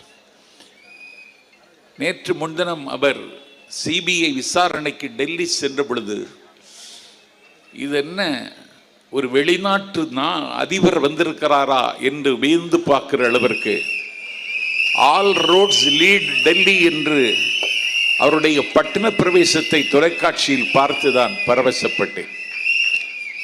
இன்றைக்கு ஒரு அனாதை போயிருக்கிறான், யாரும் அதை கண்டுகொள்ளவே இல்லை. எங்கள் தலைவர் எங்கே போனாலும் கட்டுக்கடங்காத கூட்டம், கரை காணாத உணர்ச்சியோடு திரளுகிறது. எனக்கு முன்னால் திரண்டிருக்கிற என் தம்பிகளை பார்க்கிறேன். இவர்கள் தளபதி கட்டளையிட்டால் மின்னலை விழுங்குவார்கள், மின்சாரத்தை கொப்பளிப்பார்கள். காற்றை கைது செய்து காட்டென்றால் காட்ட பிறந்தவர்கள் இவர்கள். ஆகவே தமிழ்நாட்டின் முதலமைச்சராக நீங்கள் நீடிப்பதற்கான அனுமதியை தமிழ்நாட்டு மக்கள் தருவதற்கு தயார் இல்லை. இன்றைக்கு தமிழ்நாடு தேசமே இன்றைக்கு தொழுநோயாகிவிட்டது, பருவே இன்றைக்கு முகமாகிவிட்டது. தமிழ்நாட்டினுடைய தரத்தையும் தகுதியையும் நீங்கள் தரைமட்டமாக்கி இருக்கிறீர்கள். நாஞ்சில் சம்பத் குற்றம் சாட்டுகிறேன், 10.5 லட்சம் கோடி நீங்கள் இன்றைக்கு கடன் பெற்றிருக்கிறீர்கள். என்னுடைய வீட்டில் என் தம்பிக்கு ஒரு குழந்தை பிறந்தால் அவன் குவா குவா என்று அழுது கொண்டே பிறக்கிறான். அவன் அழுவதற்கு காரணம் என்னவென்றால், அவன் 1,37,000 ரூபாய் கடனோடு பிறக்கிறான். கர்ணன் கவசகுண்டலத்தோடு பிறந்தான், சீத்தை வில்லோடு பிறந்தாள், கண்ணகி கால் சிலம்போடு பிறந்தாள். தமிழ்நாட்டின் குடிமகன் திராவிட மாடல் அரசில் 1,37,000 ரூபாய் கடனோடு பிறக்கிறான். ஒரு கடன் சுமையை ஏற்றி வைத்து, ஒரு போதை கலாச்சாரத்தை கற்றுவிழ்த்து விட்டு, ஒரு தமிழ்நாட்டில் ஒரு டிஜிபியை கூட நிர்ணயிக்க முடியாமல் இன்றைக்கு நிர்வாணமாகி கொண்டிருக்கிறது தமிழ்நாட்டினுடைய நிர்வாகம். ஆகவே இந்த குடும்பத்தினுடைய கோரப்பிடியில் இருந்து தமிழ்நாட்டை விடுவிப்பதற்கு ஒரு தலைவன் பிறக்க மாட்டானா என்று தமிழர்கள் ஏங்கி இருந்தார்கள். பட்டமரம் துளிர்க்காதா, பாலைவனம் செழிக்காதா, கெட்டகுடி சிறக்காதா, நட்ட நடுநிசி விடியாதா, நமக்கான பொழுது நம்முடைய வாசலில் மலராதா, அதை பெற்றுத்தர ஒரு தலைவன் பிறக்க மாட்டானா என்று தமிழ்நாட்டு மக்கள் தவம் இருந்த பொழுது, இதோ விஜய் நான் வர்றேன்னு சொல்லி வந்து தமிழ்நாட்டில் இன்றைக்கு ஒரு புயலை அவர் கிளப்புகிறார். எல்லா கட்சிகளும் இன்றைக்கு அதிர்ச்சியில் உறைந்திருக்கின்றன. திமுக தலைவர் தளபதி விஜயை கண்ட அரண்டுதான் 26 கட்சிகளோடு கூட்டணி வைத்திருக்கிறார்கள். எனக்கு தெரிந்து தமிழ்நாட்டில் திமுகவுக்கு கெட்ட காலம் 26 கட்சி கூட்டணி. இந்த 26 கட்சிகளின் பெயரை முதலமைச்சர் ஸ்டாலின் சொன்னால் நான் இன்றைக்கே ராகவா தெருவிலேயே தூக்கில் தொங்கி விடுகிறேன். சொல்ல முடியுமா உங்களால்? முடியாது. நீங்க ஏமாற்றுகிற அரசியலுக்கு இனிமேல் தமிழ்நாட்டில் இடமில்லை. ஆகவே வாக்களிக்க போகிற ஜனநாயக கடமை ஆற்ற காத்திருக்கிற மக்களே, the revolution not by bullets but by ballots. வேட்டுகளின் மூலமும் வெடிக்குண்டுகளின் மூலமும் செய்ய முடியாத புரட்சியை ஓட்டுகளின் மூலம் செய்ய வாருங்கள். யுத்தகாலம் சமீபித்து விட்டது. பன்றிகளின் முன்னால் முத்தை சிதறவிடாதேயுங்கள். பரிசுத்தமானதை நாய்க்கு கொடாதேயுங்கள். ஆழ்விற்று பொன்வாங்கி ஒரு செய்த பூனை ஆந்தைக்கு கட்டி மகிழாதீர்கள். நீள்விட்ட பொன் மாளிகை கட்டி பேயினை நேர்ந்து குடியேற்றி விடாதீர்கள். செருப்புக்கு தோல் வேண்டி ஒரு செல்வ குழந்தையை கொன்று விடாதீர்கள். வழி இருக்க குழியில் விழுந்து விடாதீர்கள். கரும்பிருக்க இரும்பை மென்று விடாதீர்கள். கனி இருக்க காயை கவர்ந்து விடாதீர்கள். தளபதி நமக்கு நம்பிக்கையாக இருக்க இன்னொரு புறம்போக்கை தேர்ந்தெடுக்கிற பாவத்தை மறந்தும் செய்து விடாதீர்கள் என்று கேட்டு வெற்றி விழாவில் சந்திக்கிறேன். விடிய விடிய பேசுகிறேன். நன்றி, வணக்கம்.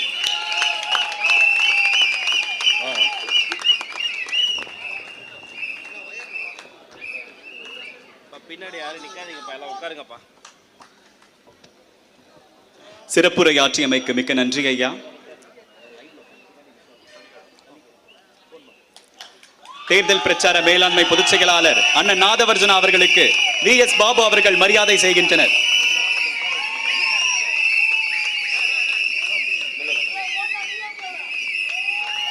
சென்னை வடமேற்கு மாவட்ட கழகம் சார்பாக வெள்ளிவாள் அளிக்கப்படுகிறது.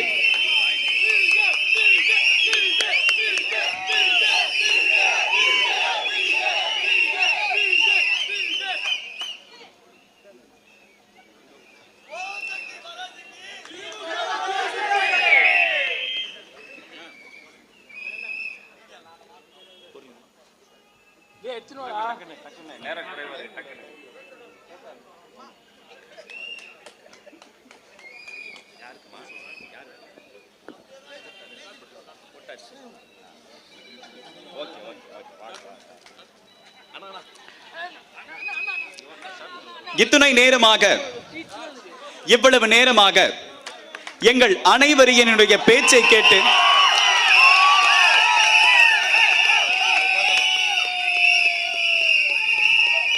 அண்ணா அப்பவே சொன்னாங்க கொஞ்சம் நேரம் ஆக கூட்ட குறையும்னு. ஆனா இல்ல, இத்தனை காலமாக கொளத்தூர் சட்டமன்ற தொகுதிக்கு இங்கு நிற்கிற இந்த ஜனங்க இத்தனை காலமாக எங்களுக்கு ஒரு அடையாளமாக திகழ்ந்து எங்களை எல்லாம் வழி நடத்தி ஒரு சின்ன சின்ன அறிவுரையும் கொடுத்து அட்வைஸையும் கொடுத்து இருந்த எங்கள் மாவட்ட செயலாளர், சென்னை வடமேற்கு மாவட்ட கழக செயலாளர் அண்ணன் MTC தணிகா என்கின்ற ஒரு தனி மனிதருக்காகவும்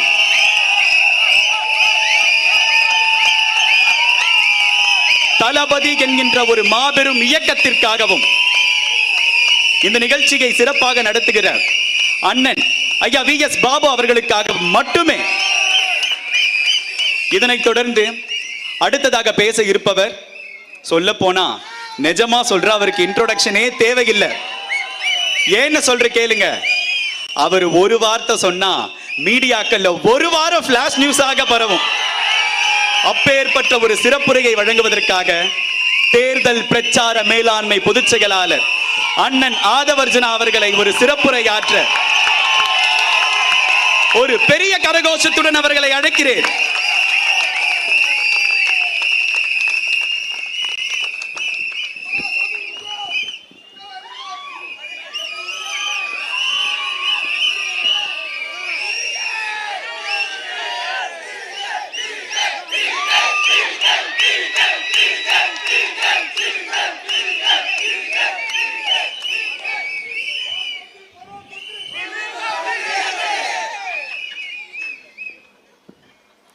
தெய்வத்தால் ஆகாத நின்னும் முயற்சிதன் மெய்வர்த்த கூலி தரும். சென்னை வடமேற்கு மாவட்ட கழக நிர்வாகிகள், தோழர்கள், தோழிகள் எல்லோருக்கும் என்னுடைய வணக்கத்தை தெரிவித்து, வடமேற்கு மாவட்ட கழக செயலாளர் திரு தணிகாசலம் அவர்களே, முன்னாள் ரஜினி ரசிகர் மன்ற மாவட்ட செயலாளர் திரு சினோரா எஸ் அசோக் அவர்களே, இன்றைய TVK கட்சியின் உறுப்பினரும் ஹார்பர் தொகுதியின் பொறுப்பாளருமான திரு அசோக் அவர்களுக்கு என்னுடைய வணக்கத்தை தெரிவித்து, முன்னாள் MLA அண்ணன் திரு VS பாபு அவர்களே, நமக்கு முன்னால் பேசி இன்னைக்கு சர்ச்சு மீட்டிங்காக போயிருக்காரு தேர்தல் அறிக்கைக்குழு உறுப்பினர் திரு JCT பிரபாகரன் அவர்களே, பரப்புரை செயலாளர் திரு நாஞ்சல் சம்பத் அவர்களே, கழக துணை பொதுச்செயலாளர் திரு ராஜ்மோகன் அவர்களே, நிர்வாக குழு தலைமை ஒருங்கிணைப்பாளர் அண்ணன் KS செங்கோட்டையன் அவர்களே, பொதுச் செயலாளர் அண்ணன் ஆனந்தன் அவர்களே, 2026 தமிழகத்தின் முதல்வர், தமிழகத்தின் தலைவர், எங்களுடைய அண்ணன் வெற்றி தலைவர் விஜய் அவர்கள் வணக்கத்தை தெரிவித்து,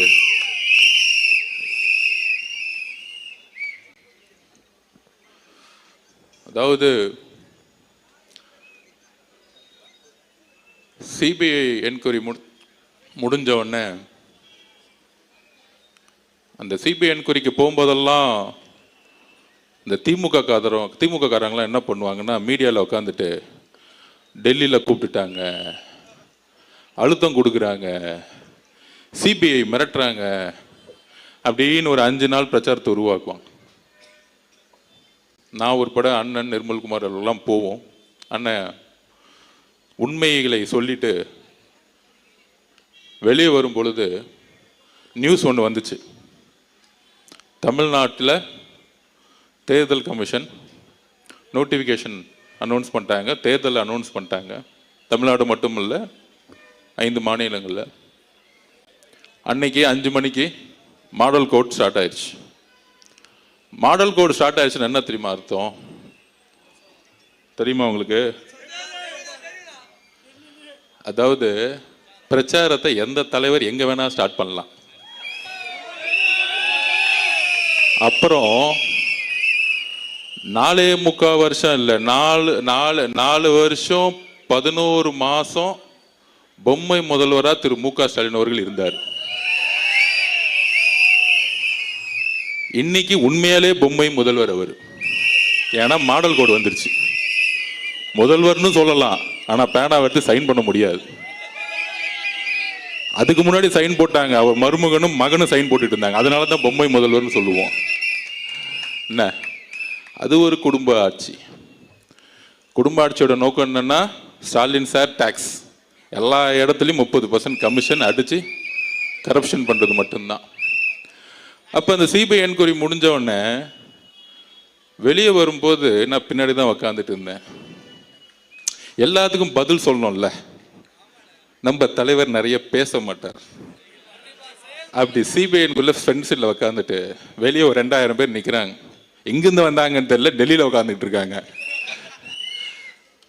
திடீர்னு என்ன தெரிஞ்சதுன்னு தெரியல, அந்த ராயப்பன் படத்தில் சொன்னார் பாருங்க, அதே மாதிரி டிரைவரை பார்த்து அப்புறம் திரும்பி இப்போ பின்னாடி உட்காந்தேன். ஒரு வார்த்தை சொன்னார். நான் சொன்னேன் சிபிஐ என்கொயரி போய் முடிச்சுட்டு லிஃப்டில் வரும்போது, அண்ணா எலெக்ஷன் கமிஷன் நோட்டிஃபிகேஷன் பண்ணிட்டாங்க, தேர்தல் ஏப்ரல் மாதம் 23 அப்படியே அமைதியாக கேட்டுக்கிட்டு இருந்தார். வண்டியில் உக்காந்துட்டு டக்குன்னு டிரைவரை பார்த்து மேலே வந்து கிளாஸ் ஓப்பன் பண்ணுங்கன்னு சொன்னார். எனக்கு அப்பையும் இன்னும் அண்ணன் காற்று வாங்கிறதுக்கு பண்ணுறாரா அப்படின்னு நினச்சேன். அப்புறம் ஒரு குரல் வந்துச்சு, என்ன அர்ஜுன் ஆரம்பிச்சிடலாமா இங்கிருந்தே அப்படின்னு கேட்டார்.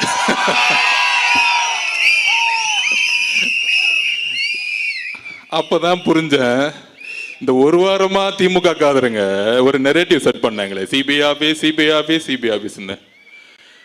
இந்த 8 மாசமா முதலமைச்சர் ஸ்டாலின் பார்த்து பயந்த ஒரே தலைவர் எங்களுடைய தலைவர். அவருக்கு இபிஎஸ் பார்த்தா பயம் இல்ல. அப்புறம் யாரோ ஒருத்தர் பிஜேபி தலைவராக ஒருத்தரை போட்டிருக்காங்க, பேர் கூட வர மாட்டேங்குது, மறந்து போச்சு. அந்த மாதிரி பல தலைவர்கள் சுத்திக்கிட்டு இருக்காங்க. எல்லாம் ஓகே, எல்லாம் திமுகவோட கூட்டணி போட்டு வச்சுட்டு இருக்காங்க. அண்ணா முதலமைச்சர் ஸ்டாலின் அவருக்கு ஒரே பயம், தலைவர் எப்பெல்லாம் வீட்டை விட்டு வெளியே வராரோ, மக்களை பார்க்க வராரோ, அதனால ஒரே பயம். அதுக்கு தான் செந்தில் பாலாஜியை கூப்பிட்டாங்க. நீ போய் ஒரு வேலையை பண்ணுன்னு சொன்னான். அவருக்கு கொஞ்சம் அறிவு கம்மி, அவரு அடிச்சுட்டு வரான்னு சொன்னாரு. இந்த படுபாவி கொண்டுட்டு வந்துட்டான், திருட்டு பையன். ஆக்சுவலா ஸ்டாலினை மாட்டி விட்டதே செந்தில் பாலாஜி தான் கொலை குற்றத்தில். நாளைக்கு இதுக்கு பின்னாடி என்ன அஜெண்டா இருக்குன்னு செந்தில் பாலாஜிக்கு தான் தெரியும். அவர் நம்மள எதிரியா நினைச்சிட்டு இருக்காரு. அவர் பேச விடாம நிப்பாட்டுறானா, நம்மள மக்களை கொன்னு குவிச்சிட்டு ஒரு வாரமா நாடகம் ஆடி நம்ம மேல கொலைப்பள்ளி சொல்லி அதை சுப்ரீம் கோர்ட்ல நம்மள நிரூபிச்சது. அந்த ஜட்ஜிக்கே புரிஞ்சிச்சு மகேஷோட ஆக்டிங்கு, அதுக்கப்புறம் செந்தில் பாலாஜியோட ஆக்டிங்கு, காலையில உதயநிதியோட ஆக்டிங்கு. என்ன பிரச்சனைனா, நம்ம தலைவர் ஆக்டிங் தெரிஞ்சு நம்பர் 1 ஆகி அரசியலுக்கு வந்துட்டாரு.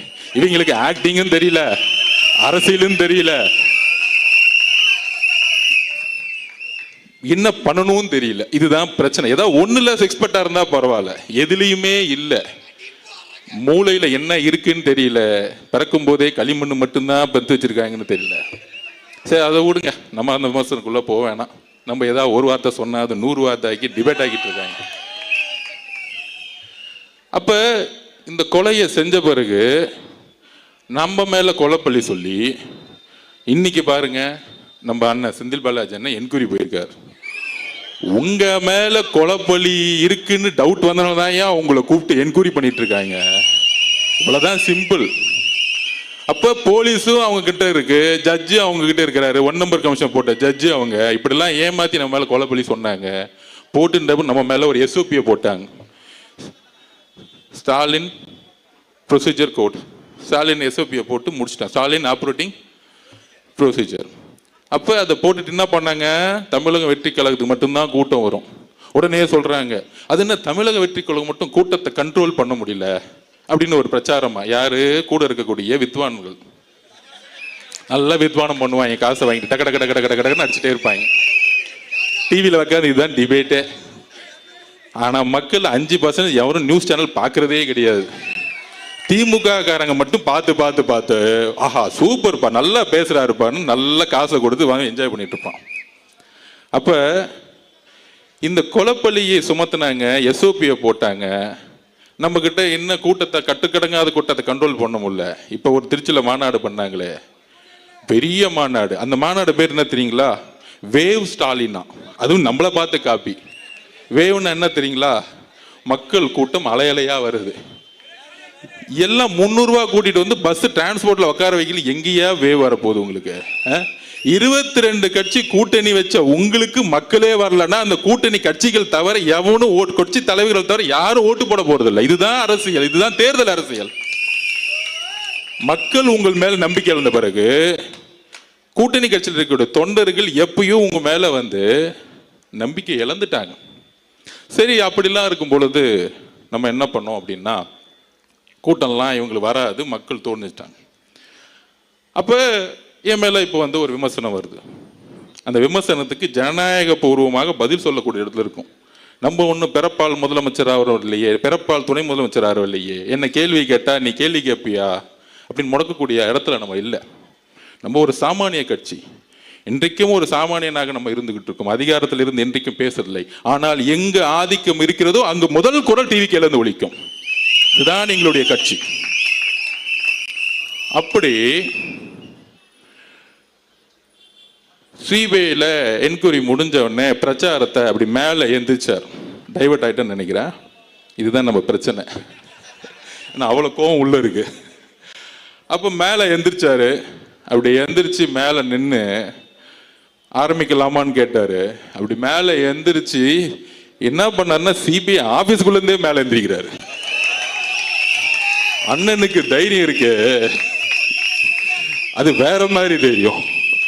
அப்ப எந்திரிச்சு அந்த கேட்டுக்கு வெளியே வந்து மேல பார்த்துட்டு அங்க 2000 பேர் இந்த கையை காமிச்சிட்டு பத்திரமா இறங்கிட்டு இது போதுமா அப்படின்னு கேட்டார்.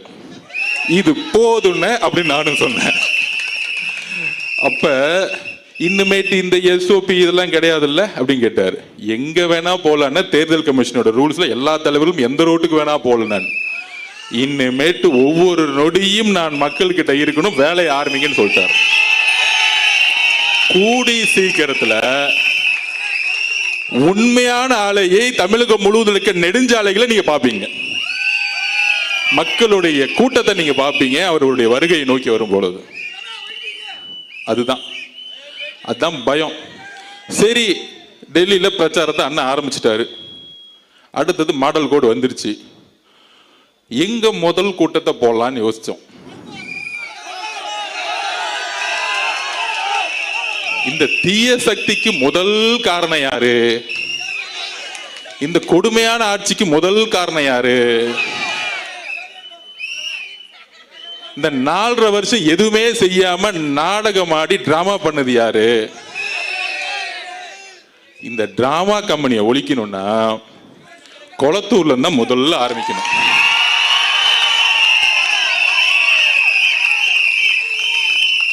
எங்களுக்கெல்லாம் பயமே கிடையாதுயா. நீ என்ன வேணா பேசிக்கோ, அவதூறா பேசிக்கோ. ஆதவர்ஜனா இப்படி, ஆதவர்ஜனா குடும்பம் அப்படி, ஆதவர்ஜனா மாமனார் இப்படி, என்ன வேணா பேசிக்கோ. காதை கேட்காது. போய்கிட்டே இருப்போம். எங்க குறிக்கோள் என்ன? சென்ட் ஜார்ஜ் கோட்டையில் அண்ணனை சைன் போட வைக்கணும். அவ்வளவுதான் எங்க குறிக்கோள். இந்த அள்ளு சில்லற பேசுறதுக்கெல்லாம் பதில் கொடுக்கலாம் எங்களுக்கு டைம் கிடையாது மொதல். அப்ப இந்த திமுக எப்படி திசை திருப்பணுங்கிறதுக்கு நான் பதில் சொல்லணும். யாருக்காக பதில் சொல்லணும்? ஆதவர்ஜுனா பயந்துட்டாரு. 1000 கைகள் மறைத்தாலும் ஆதவனை மறைக்க முடியாது. நீ சூரியன்னா நான் ஆதவுடா. நான் யாருக்கும் பயப்பட ஆள் கிடையாது. 5 வயசுலேயே எங்க அம்மாவுடைய சாவை பார்த்தவன் நான். இதுக்கு மேல எவனையும் என்ன பயன்படுத்த முடியாது. எழுதி வச்சுக்கோங்க. இந்த உலகத்துல தன்னுடைய தாயை சாவ 5 வயசுல பார்த்த ஒரு பையன்னா நான் தான். அது இதுலயே நான் அந்த பயத்திலிருந்து வெளியே இன்னைக்கு தமிழக மக்கள் முன்னாடி தைரியமா நிக்கிறேன்னா என் தலைவர் உண்மையா இருக்கிறாருங்கிற ஒரு வலிமை என்கிட்ட இருக்கு. என்கிட்ட எந்த போயும் கிடையாது. நான் யாரையும் ஏமாத்தினது கிடையாது. எந்த கட்சிக்கும் துரோகம் செஞ்சது கிடையாது. நான் வேலை பார்த்தேன். அந்த இடத்துல உண்மை இல்லைன்னா நாங்கள் இருக்க மாட்டேன். அவ்வளோதான் என்னுடைய வரலாறு. எங்கே வேணா நான் போய் சொல்லுவேன். என்ன வேணா கேள்வி கேள்வி. அப்ப எங்க நம்ம சின்னவரான அசோக் அண்ணன் சொன்னாரு, நம்ம தோழர் 12 வருஷமா கூட இருக்கிறவர், அவருடைய உணர்வுக்கு பதிவு குடிக்கணும் இல்லை. மீதி அள்ளுச்சில்றைக்கெல்லாம் நான் பதில் சொல்லிடலாம், டைம் வேஸ்ட் பண்ண மாட்டேன். அப்புறம் அசோக் அண்ணன் நம்ம கூட 12 வருஷமா இருக்கிறவர். நான் அவரை பத்தி சொல்லணும். 40 வருஷம் மரியாதைக்குரிய ரஜினி சார் அவர்கள் கூட இருந்தவர். நம்மளுடைய அன்புக்குரியவர் அவர். அதுல எந்த விதமான கருத்து வேறுபாடும் கிடையாது. எனக்கும் கருத்து வேறுபாடு கிடையாது. அப்படி 12 வருஷமா பழகுனதுல ஒரு 30 நாளுக்கு முன்னாடி 2 மாசத்துக்கு முன்னாடியே சொன்னார், அரசியல்ல நான் வரணும்னு இருக்கேன். தலைவரோட 40 வருஷம் இருந்துட்டேன். என்னுடைய மனைவி என்னுடைய மகள்லாம் விஜய் சாருடைய ரசிகர்கள்.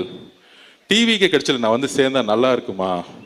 நான் ரஜினி ரசிகர் மன்றத்திலேருந்து வந்தேன், எனக்கான மரியாதை இருக்குமா அப்படின்னு கேட்டார். நான் சொன்னேன், டிவிகே கட்சிக்கு வரணும்னா ஒன்னே ஒன்று தான் குவாலிஃபிகேஷன். உண்மையா இருக்கணும், நேர்மையா இருக்கணும், அப்புறம் தைரியமா இருக்கணும். இந்த 3 குவாலிஃபிகேஷன் தான், வேற ஒண்ணுமே கிடையாது. உங்க அப்பா மினிஸ்டரா, எம்எல்ஏவா, பணக்காரனா, கோடீஸ்வரனா, எந்த குவாலிஃபிகேஷனுக்கு அண்ணன் கிடையாது. இன்னைக்கு 234 வேட்பாளர்களை அண்ணன் உருவாக்குனாரு. அதுல பாதிக்கு மேற்பட்ட இல்ல, 3/4 வேட்பாளர்கள் ஒரு ஆட்டோ ஓட்டுநர், ஒரு மீனவர், ஒரு விவசாயி, கையில 10 லட்சம் கூட கிடையாது. ஆனால் அண்ணன் தேர்ந்தெடுக்கக்கூடிய வேட்பாளர்கள் யார் தெரியுமா? மக்களிடம் உண்மையாக நேர்மையாக ஒரு எம்எல்ஏ ஆன அடுத்த 5 வருஷம் மக்களை நேர்மையாக பார்க்கக்கூடிய ஒரு எம்எல்ஏ உருவாக்கிட்டு இருக்காரு. இதை புரிஞ்சுக்குவாங்க.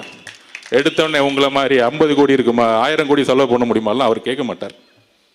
அப்ப நான் அசோக் சொன்னேன், சரிண்ணே அதெல்லாம் ஒன்றும் இல்லை, நீங்க வாங்கண்ணேன்னு சொன்னேன். ஏன்னா ரஜினி ரசிகர்களுக்கு தெரியணும்ல உண்மை என்னன்னு.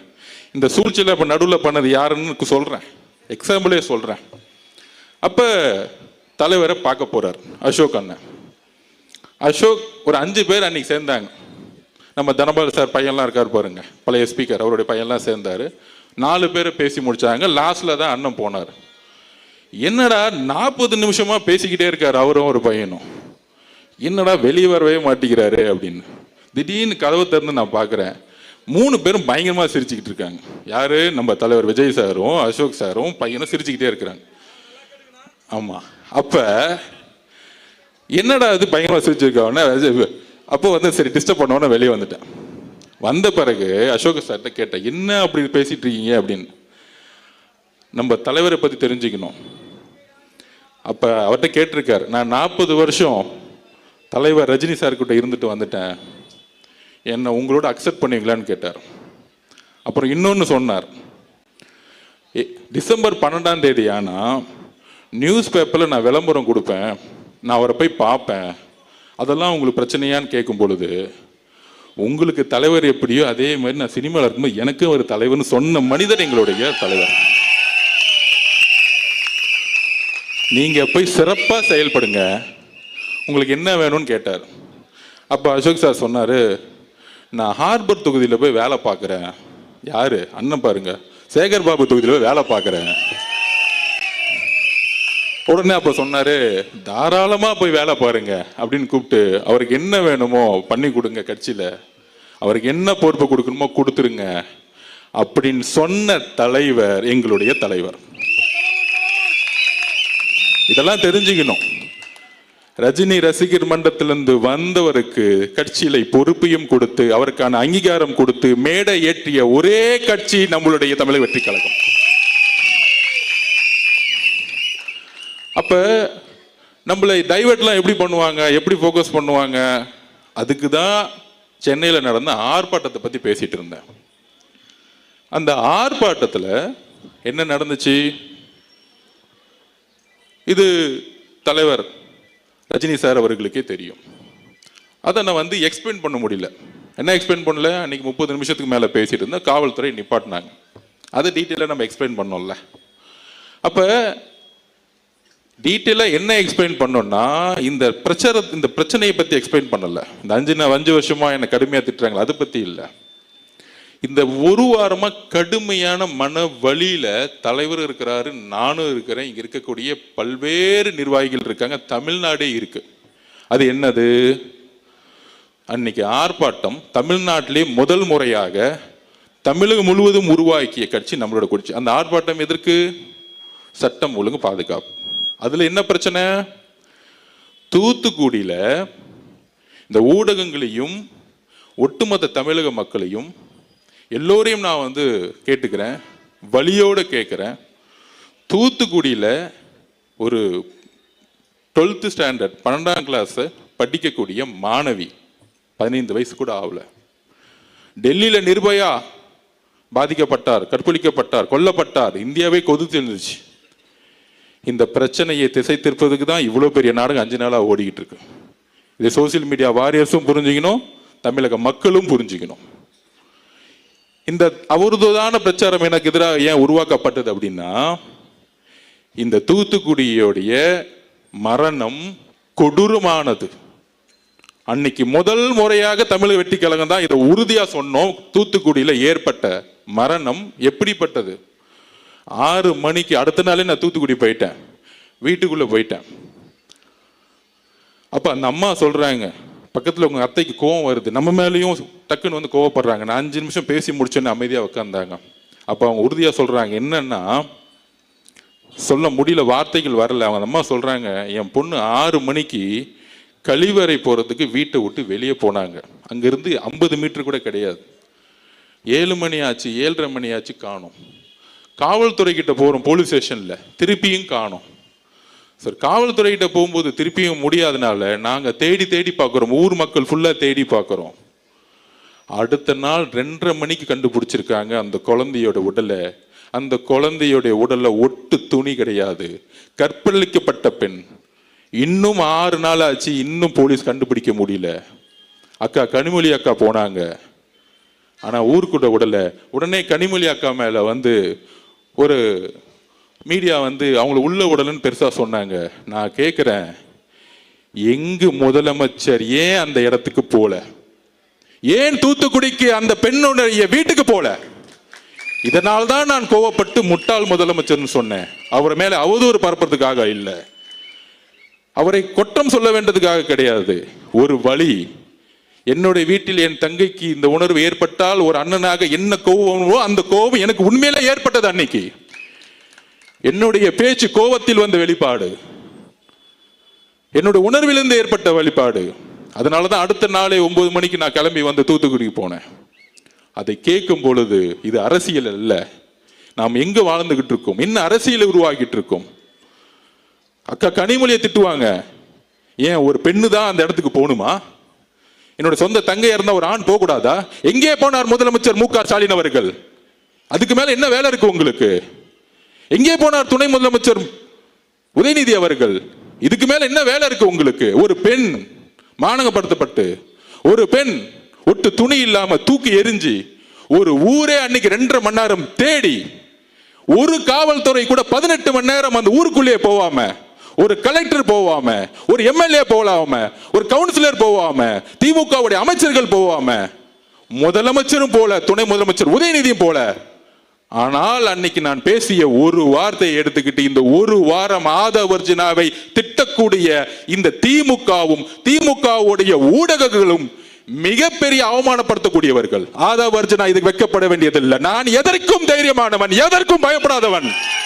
அச்சமில்லை அச்சமில்லை அச்சம் என்பதில்லையே. உச்சி மீது வானிருந்து வீடுகளிருந்து போனிலும் அச்சமில்லை அச்சம் என்பதில்லையே. 12 வயசுல படிச்சவன் பாரதியார் கவிதையை. உங்களுடைய தவறுகளை நாங்கள் உறுதியாக உண்மையாக எடுத்துரைத்துக் கொண்டே இருப்போம். இதுக்கு டிவிக்கு தவிர வேற எந்த கட்சியும் போல. எங்க போனது? திமுக கூட்டணியில் இருக்க 22 கட்சி யார் பாதிக்கப்பட்ட பெண்ணுடைய வீட்டுக்கு போனாங்க? அந்த அம்மா கிட்ட பேச போனாங்களா? அந்த அம்மாவோட கோரிக்கை என்ன தெரியுமா? கடைசி நிமிஷத்துல இதை யாரு செய்தார்களோ அவர்களை இந்த சமூகத்தின் முன்பு நிறுத்துங்கள், அவர்களுக்கு தண்டனை வாங்கி கொடுங்கள். ஏனென்றால் என்னுடைய பெண் குழந்தை போல இன்னொரு பெண் குழந்தைக்கு தமிழ்நாட்டில் இந்த நிலைமை ஏற்படுத்த கூடாது சொன்னவர் என்னுடைய அம்மா. தூத்துக்குடியில் இருக்க பாதிக்கப்பட்ட அம்மா தன் குழந்தையை இறந்தாலும் அவர்கள் கவலைப்பட்டது இன்னொரு பெண் குழந்தைக்கு இந்த பிரச்சனை நடக்கக்கூடாதுன்னு பேசினாங்க என்கிட்ட. ஆனால் இதை மூடி மறைக்கணும். நிர்பயா சகோதரர் பாதிக்கப்பட்டது போல இந்த பிரச்சனையை தமிழக மக்களுக்கு கொண்டு போய் சேர்த்துடக்கூடாது. தலைவர் ரஜினி சார் அவர்களே, உங்கள் மீது எங்களுக்கு எந்த வெறுப்பும் கிடையாது. உங்கள் மீது எங்களுக்கு அன்பு மட்டும்தான் இருக்கிறது. இதை நான் உறுதியாக பதிவிடுகிறேன். நான் ஒரு சாமானியன், அதிகாரம் என்கிட்ட இல்லை, பணபலம் இல்லை. நான் இன்றைக்கும் ஒரு சாமானியன், ஒரு சாதாரண விவசாய வீட்டில் பிறந்த உணர்வு தான் இன்னைக்கும் இருக்கு. எல்லா தொழிலையும் தூக்கி போட்டு வந்துட்டேன். எனக்கு வேற எதுவும் இல்லை, எந்த நாதியும் இல்லை. ஏன்? என்னுடைய குடும்பமே என்னுடைய அரசியலுடைய